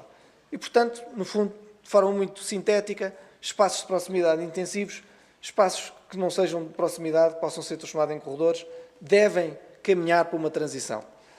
Naturalmente, não tenho nenhum problema em gestão da água e acho que nós temos que continuar a utilizar a água. Faz falta água nos espaços verdes. Nós temos é que ser seletivos onde é que colocamos a água e temos que ser seletivos e muito exigentes na maneira como a utilizamos. Nomeadamente, nada melhor do que estar agora no dia 9 de maio, numa altura em que choveram uns milímetros em abril e que temos barragem no Alentejo a 6% da capacidade. Melhor dia para falar disto não há. Portanto, nós devemos fechar o ciclo da água com a água reciclada, devemos reduzir as perdas. Há aqui um trabalho enorme da Agência de Energia Lisboa é Nova e Ambiente, que identificou 16 maiores consumidores e que tem vindo a detectar todas as fugas e todas as falhas e a introduzir no sistema a informação que permite ir rapidamente às vezes em meses, buscar um investimento que tem sido feito. Há ali o engenheiro Miguel Águas a assistir e ele tem feito esse trabalho muito dedicado de conseguir colmatar as falhas e rapidamente o investimento torna-se rentável em poucos meses. E temos aqui uma fotografia, por exemplo, do sistema de rega do Parque Eduardo VII, que fez uma eficiência enorme no sistema de rega. Temos aqui um conjunto de pacotes que fazem a gestão da infraestrutura verde, portanto, ao nível da infraestrutura, a criação dos corredores verdes e, portanto, a utilização dos corredores verdes como um todo, mas depois pacotes específicos, quer dentro da adaptação e mitigação climática, quer dentro do plano local da biodiversidade. Dentro da biodiversidade, depois o engenheiro Louro Alves fará o detalhe destes instrumentos, são 23 indicadores que têm alguns instrumentos. Dentro da adaptação climática, temos aqui alguns exemplos, além do programa de plantações, temos também o programa hídrico das Nature Based Solutions e a criação de programas específicos dentro das hortas urbanas ou as alternativas de cobertos alternativos. E, portanto, esta é a resposta que a infraestrutura verde pode dar. Temos aqui um exemplo da solução que está a ser e que foi trabalhada desde a origem no programa para aquilo que será a futura Feira Popular. Por exemplo, a futura Feira Popular será um parque verde, em que a drenagem, toda ela, no geral, ela é gerida internamente através de bacias de retenção. Uma delas, que é esta aqui central, será até um lago permanente. E, portanto, o programa de quem vier para o Parque Verde da Feira Popular é um programa, portanto, quem for colocar os equipamentos no espaço vai ter que se adaptar a esta gestão, esta macro-gestão de um parque. E isto inclui-se no corredor verde periférico. Estivemos ontem aqui por cima, neste percurso. Está aqui o engenheiro Souto Cruz, aqui na audiência, que foi um dos grandes responsáveis por que conseguíssemos ter esta estrutura. É uma das maiores do país, tem 120 metros de comprimento, de largura, e permite que passemos aqui sem, muitas das pessoas terão aqui passado sem perceber que estava a passar por cima desta estrutura rodoviária. E esta inclui-se dentro do programa de biodiversidade um conjunto de infraestruturas que nós gostaríamos de aumentar com a criação de mais continuidade, mais infraestruturas, melhorar os regulamentos. Uma das coisas que gostávamos de trabalhar dentro da Câmara e abrir para outros parceiros seria a gestão dos prados, conseguir gerir melhor os prados, gerir melhor o coberto arbustivo, de forma a torná-lo como uma ferramenta da biodiversidade ou eficiência dos espaços. Estes 20% estão a dar já resultados. Nós não conseguiríamos ter estes resultados que vêm aqui do canto esquerdo se nós não tivéssemos aplicado tipologias de baixo custo. Nós não conseguiríamos ter dado este salto. De 2004 a 2008 tínhamos taxas de 30 hectares por ano em 4 anos de novos espaços verdes, passámos para 107. É um aumento bastante considerável. E agora já estamos a prever avançar para os 75. E isso só é possível conseguindo diferenciar a utilização de diferentes soluções. Este foi o primeiro corredor verde, o corredor verde, digamos, o corredor verde que se falava muito, que tinha que ser concretizado há anos, que era a ligação do Parque Florestal de Monsanto ao Parque Eduardo VII. Nós vivemos num tempo em que fazemos estas apresentações no estrangeiro e temos que tirar a palavra Monsanto das apresentações, porque as pessoas acham que isto é patrocinado pela Monsanto, e então chama-se Lisbon Forest Park, e é triste porque, de facto, a informação que circula internacionalmente, os nomes, tudo isto ganha uma dimensão enorme em que nós temos que explicar que não somos patrocinados pela Monsanto, que é um nome português, e de facto este corredor verde foi muito importante porque ele permitiu introduzir aqui um conjunto de experiências que podem ser replicadas noutros corredores. As Nature Based Solutions, viram ontem aqui algumas, uma delas do Val Almeixoeira, já foi hoje apresentado pelo professor Saldanha Matos a questão do Alto da Ajuda, mas há um conjunto de outras intervenções que estão a ser trabalhadas já de base, tendo esta ideia de que nós podemos reduzir a infraestrutura de drenagem, torná-la praticamente inexistente ao nível da canalização, baixando os custos e utilizando-a a favor da resolução dos problemas.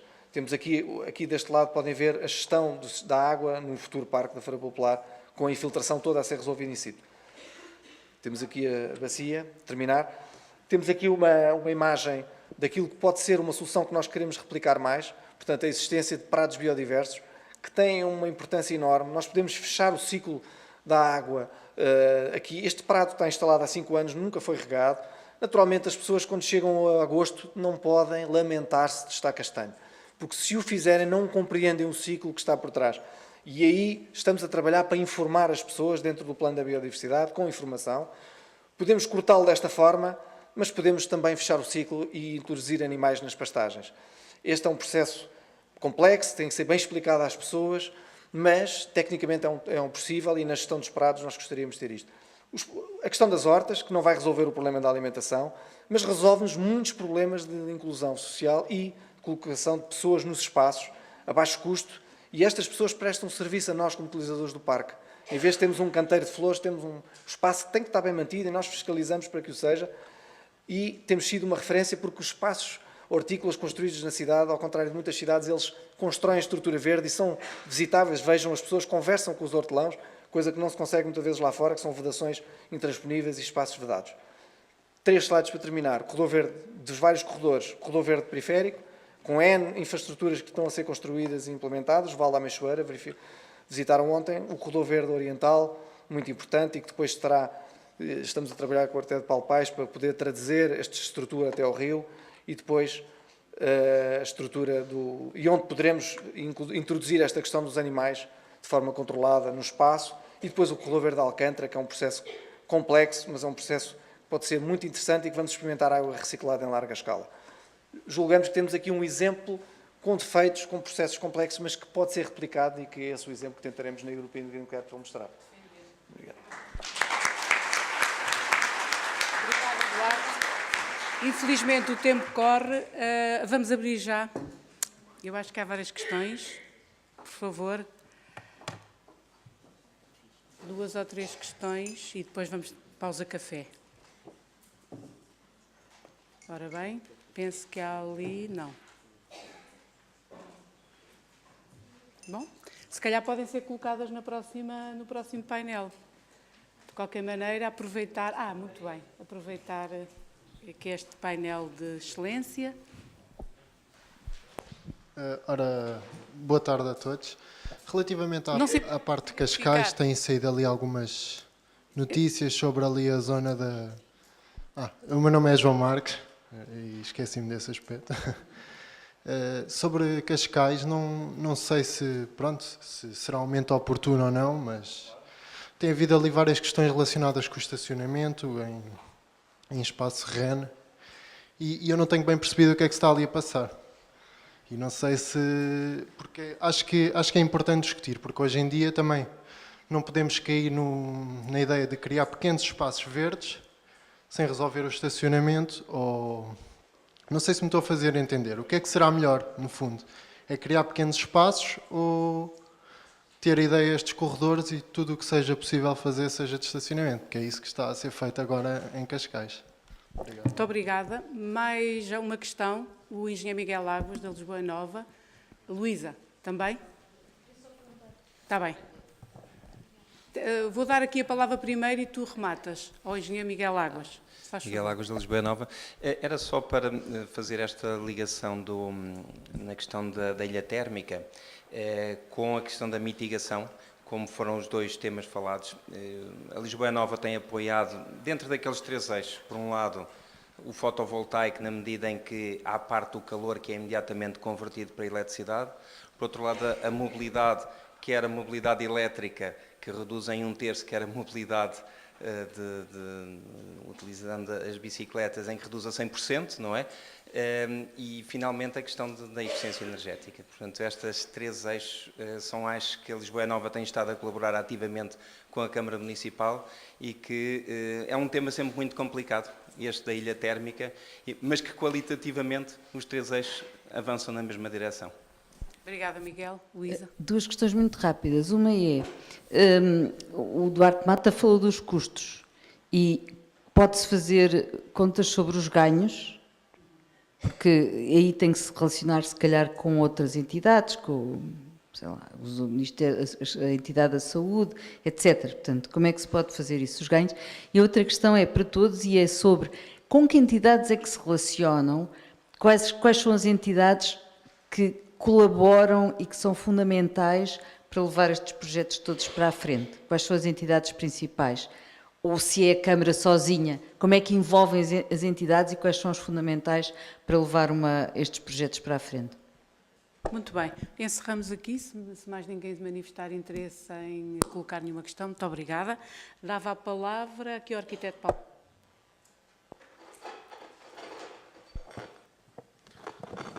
Bom, pegando na questão do professor Miguel Águas, da Ilha de Calores, nós temos de facto uma caracterização climática que foi feita no âmbito da revisão do Plano Diretor Municipal.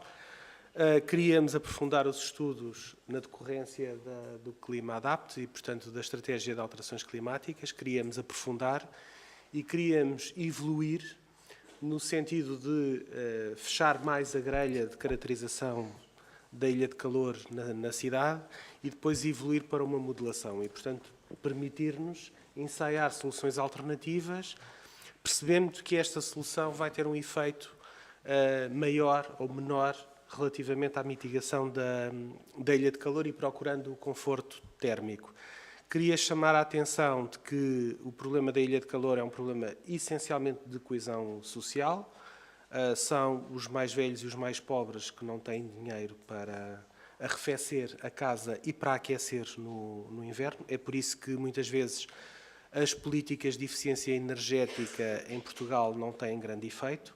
É porque, de facto, as pessoas já não gastam porque não têm dinheiro. Por isso, simplesmente passam frio ou passam calor. E, portanto, não é porque vamos aumentar, às vezes, a eficiência. Nós, ao aumentarmos a eficiência, estamos a aumentar a coesão social e não a própria eficiência energética. Isto, às vezes, visto pelos binóculos de Bruxelas, eles não percebem muito bem, porque vivem numa sociedade em que, à partida, quase toda a gente tem dinheiro para aquecer ou para... Lá é mais o problema do aquecer as casas, o arrefecer é menos, mas, à partida, não são pobres de carbono. E, portanto, esse problema aqui no sul da Europa e particularmente em Portugal é um problema fundamentalmente de coesão social. Já agora só meter aqui um bocadinho foi em seara alheia, porque houve aqui de manhã também ataques às hortas sociais. Eu particularmente também por razões de coesão social e também de gestão do território sou favorável às hortas sociais e acho que temos também que evoluir para outro tipo de parques agrícolas mais diversos dentro da cidade e trazer a paisagem rural para dentro da cidade e também por uma lógica também de coesão social. Se nós todos pensarmos que uma pessoa que ganha a pensão mínima de 400 euros por mês, qual é a percentagem do seu rendimento que ela pode deixar num supermercado para fazer uma sopa, para comer uma sopa todos os dias, nós vamos perceber, de facto, que a horta pode ter aqui um acréscimo de rendimento para essa pessoa.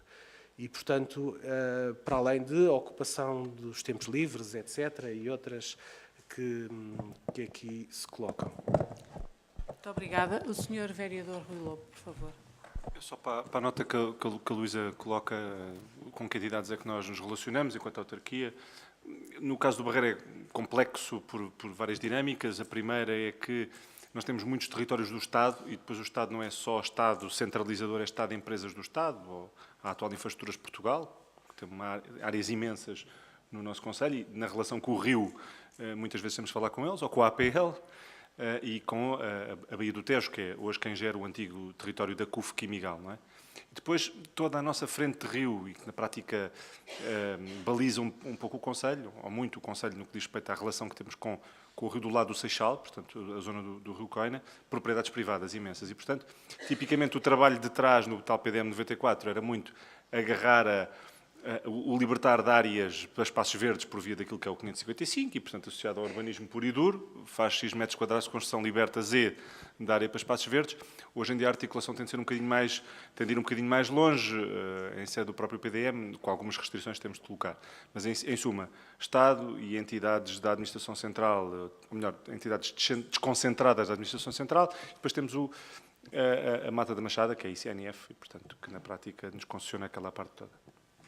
Obrigada. Dava a palavra à arquiteta Ana Lourenço, que trabalha diretamente com o arquiteto Paulo Paes e que estava, portanto, referenciada no programa e por isso é que ela está na mesa. Para ser muito breve, que eu tenho que dar a palavra à minha direita.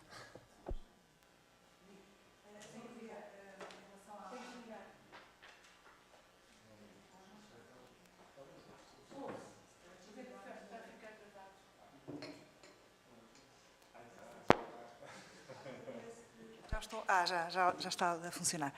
Só gostaria de acrescentar em relação a esta questão das entidades com as quais nós nos relacionamos.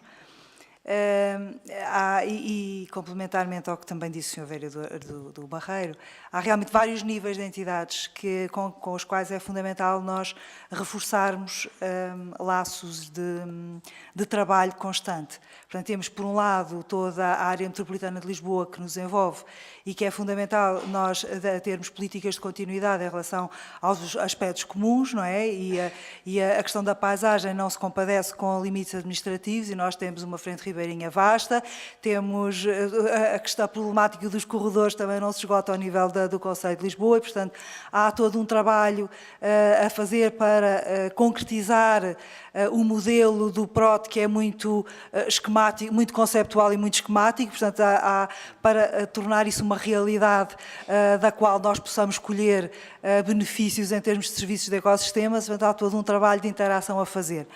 Por outro lado, ao nível da comunidade local, nós temos, penso que já estamos com uma cultura de chamar a nós os parceiros das várias entidades, seja da academia, seja de outras associações importantes, significativas ao nível da coesão social e de outros intervenientes na cidade. E, para finalizar, mas não menos importante, penso que há um trabalho muito, muito importante a consolidar de articulação com as juntas de freguesia, porque, dado a recente alteração, a reforma administrativa das freguesias e todas as competências que foram passadas para as juntas de freguesia, isso implica um trabalho cada vez maior de relação de interação técnica e política também, mas sobretudo técnica, de relacionamento entre o município e as juntas de freguesia para o sucesso destas intervenções que nós vimos a falar, nomeadamente as que o Duarte mencionou. Obrigada. Muito obrigada, Ana. O Dr. João Diniz e depois rematava o arquiteto Duarte Mata. Muito brevemente, para responder então ao João Marques, eu até saí para telefonar, só para saber se ia falar do sítio certo. De facto, é em São João do Estoril, não é? Pronto. A área não é REN. A área estava prevista em PDM, que era uma infraestrutura de nova acessibilidade para contornar a passagem de nível de São João do Estoril, que eu não sei se será ainda legal ao abrigo da legislação europeia esse tipo de passagens de nível e, portanto, o que estava previsto seria isso. Já em PDM, portanto, já em 2015. Portanto, porquê esta polémica? Bem, eu não quero ser o sapateiro a ir para além da sapatilha, mas este verão vai ser quente, como é natural, não é? E as pessoas, por vezes, passam informação sem o devido cuidado. Portanto, a desinformação. Neste caso, vamos ver, nós queremos promover o uso dos transportes públicos, o comboio. A autoestrada A5 de Cascais é das mais movimentadas do país, com um volume de tráfego superior a 50 mil, acho eu.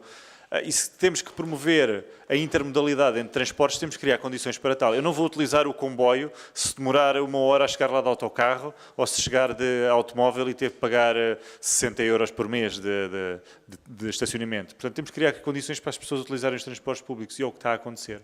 Obviamente, isso é um NIMBY, não é? Not in my backyard. É preciso repartir as infraestruturas e, neste caso, São João do Estoril é um centro muito importante de intermodalidade para os transportes públicos no comboio.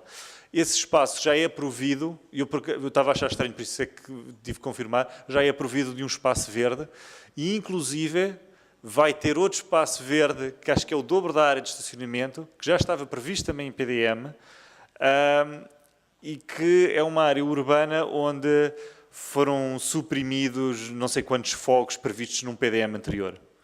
Portanto, quem diz que isto era REN, omitiu esse tipo de informação. Mas eu percebo perfeitamente. E é legítimo fazer esse tipo de questões, porque isso também permite convergir a energia em diálogo, que era aquilo que eu estava a referir precisamente. Para acabar, que tipo de entidades nós relacionamos? Estabelecimentos de ensino e de investigação e cidades ou redes de cidades. Porque nós temos que aprender com os outros, temos que aprender com o que é que já foi feito, porque quando nós somos pioneiros num processo é extremamente moroso e, por vezes, pouco eficiente, porque vamos cometer inúmeros erros e, portanto, eu daria prioridade a isso. Bom, a questão que coloca é, no fundo, uma das genes deste colóquio. E teve cá hoje o professor Kupfer exatamente porque a questão da quantificação é o segredo, porque nós todos sempre defendemos que não se devia ter feito a ponte Vasta Gama onde foi, porque iria ter, mas nunca ninguém disse quanto é que ia custar. Ia custar muito, mas porque se tivéssemos sabido, se calhar era uma ajuda muito maior a não ter sido feita aquela localização, ter sido feita outra, mas a questão do dinheiro nunca foi colocada em cima da mesa. Há quem diga que tem zeros a mais e tem tantos zeros que depois já ninguém leva a sério, não é? Mas a questão essa questão dos usos, da quantificação, do princípio do contribuidor-pagador é aquilo que vai dar o salto em frente a isto. Isto que eu mostrei aqui são questões da gestão corrente. Portanto, nós quando tomamos uma decisão política de avançar para aqui ou para ali, a dimensão da área, se não temos isto logo à cabeça, nem fazemos. Ficamos com elefantes brancos na mão, não é? E, portanto, essas são as questões que interessa, de facto, evoluir ao nível da investigação e é tão importante trabalhar com unidades de investigação por isso, porque não vão ser os municípios que vão fazer essas contas, os municípios vão receber essa informação que lhes vai ser fornecida para tomar a decisão e essas decisões e essa quantificação vai ajudar imenso à cidadania. Perceber exatamente como, por exemplo, aconteceu numa cidade inglesa em que uma companhia de seguros fez a conta de que seria igualmente vantajoso para reduzir problemas de saúde crónica que havia num determinado bairro, ao nível da suspensão de poeiras, plantar X árvores, ou investir nos tratamentos médicos, e o dinheiro era praticamente o mesmo, então optaram pelas árvores. Tudo o resto são serviços de ecossistemas que as árvores dão. O valor é o mesmo. E, portanto, aqui houve uma quantificação. Tudo o que são as questões das cheias começam a ser quantificadas. Depois há outras questões que é o custo, de facto, de não fazer nada, como falava hoje a engenheira Rafaela Matos, não é? Portanto, nós, quando fazemos hortas urbanas, não estamos a resolver o problema do abastecimento alimentar em Lisboa, e essa foi uma das razões porque nós não assinámos o Pacto de Milão, e já foi na Assembleia Municipal questionado porque é que não assinámos o Pacto de Milão. Não assinámos porque lhes era pedido para dizer que nós estávamos a contribuir para o abastecimento alimentar da cidade. E nós achámos que, não estando na área metropolitana de Lisboa, visto de uma forma integrada, isso era populismo. E não assinámos. Pronto, temos os partidos a exigir que a gente assine. Pronto, a gente assina, mas aquilo de facto contribui é para resolver os nossos problemas da infraestrutura verde como uma forma de gestão sustentável e com um conjunto de serviços que tem. Não contribui para o abastecimento alimentar, não tem área para isso. Contribui para outros. Pronto. E temos só uma questão, não sei se está alguém da Gebalis na sala, mas havia essa... Estava, não é? Houve um conjunto de hortas urbanas há uns 3 anos, num bairro com alguns problemas na Croa Norte de Lisboa, em que houve uma ocupação de terrenos, digamos, ilegítima, não é? Para as pessoas fazerem hortas. E esses terrenos pertenciam e eram geridos por uma empresa pública, uma empresa municipal, e depois havia a questão das Gebalis que geria aquele bairro. E eles foram buscar água às canalizações das Gebalis. E toda a gente sabia isso. E a Gebalis também sabia isso. E percebeu rapidamente que aquelas hortas estavam a produzir efeitos de baixa criminalidade ao longo do dia, reportada, com menos vandalismo nos edifícios e com uma maior coesão social quase imediata. E a Gebalis preferiu não comunicar que lhe estava a ser retirada a água para fazer essas hortas. Até ao dia que alguém de fora faz uma denúncia e eles são obrigados a comunicar. E comunicam. Pronto, esta é a história, como eu a sei, pronto, os pormenores poderão eventualmente ser um pouco diferentes do que eu estou a dizer, mas os custos da parte da empresa que fazia esta gestão do deve haver ok, isto não está correto, tudo isto não está certo, mas há aqui um custo social e ambiental que está, se calhar, a ultrapassar o facto de nos tirarem a água que nós estamos a pagar. Pronto, e é essa questão que pode evoluir para nós tomarmos melhores decisões. Obrigada. Se concordarem, proponho 10 minutos para pausa café. Concordam? Obrigada.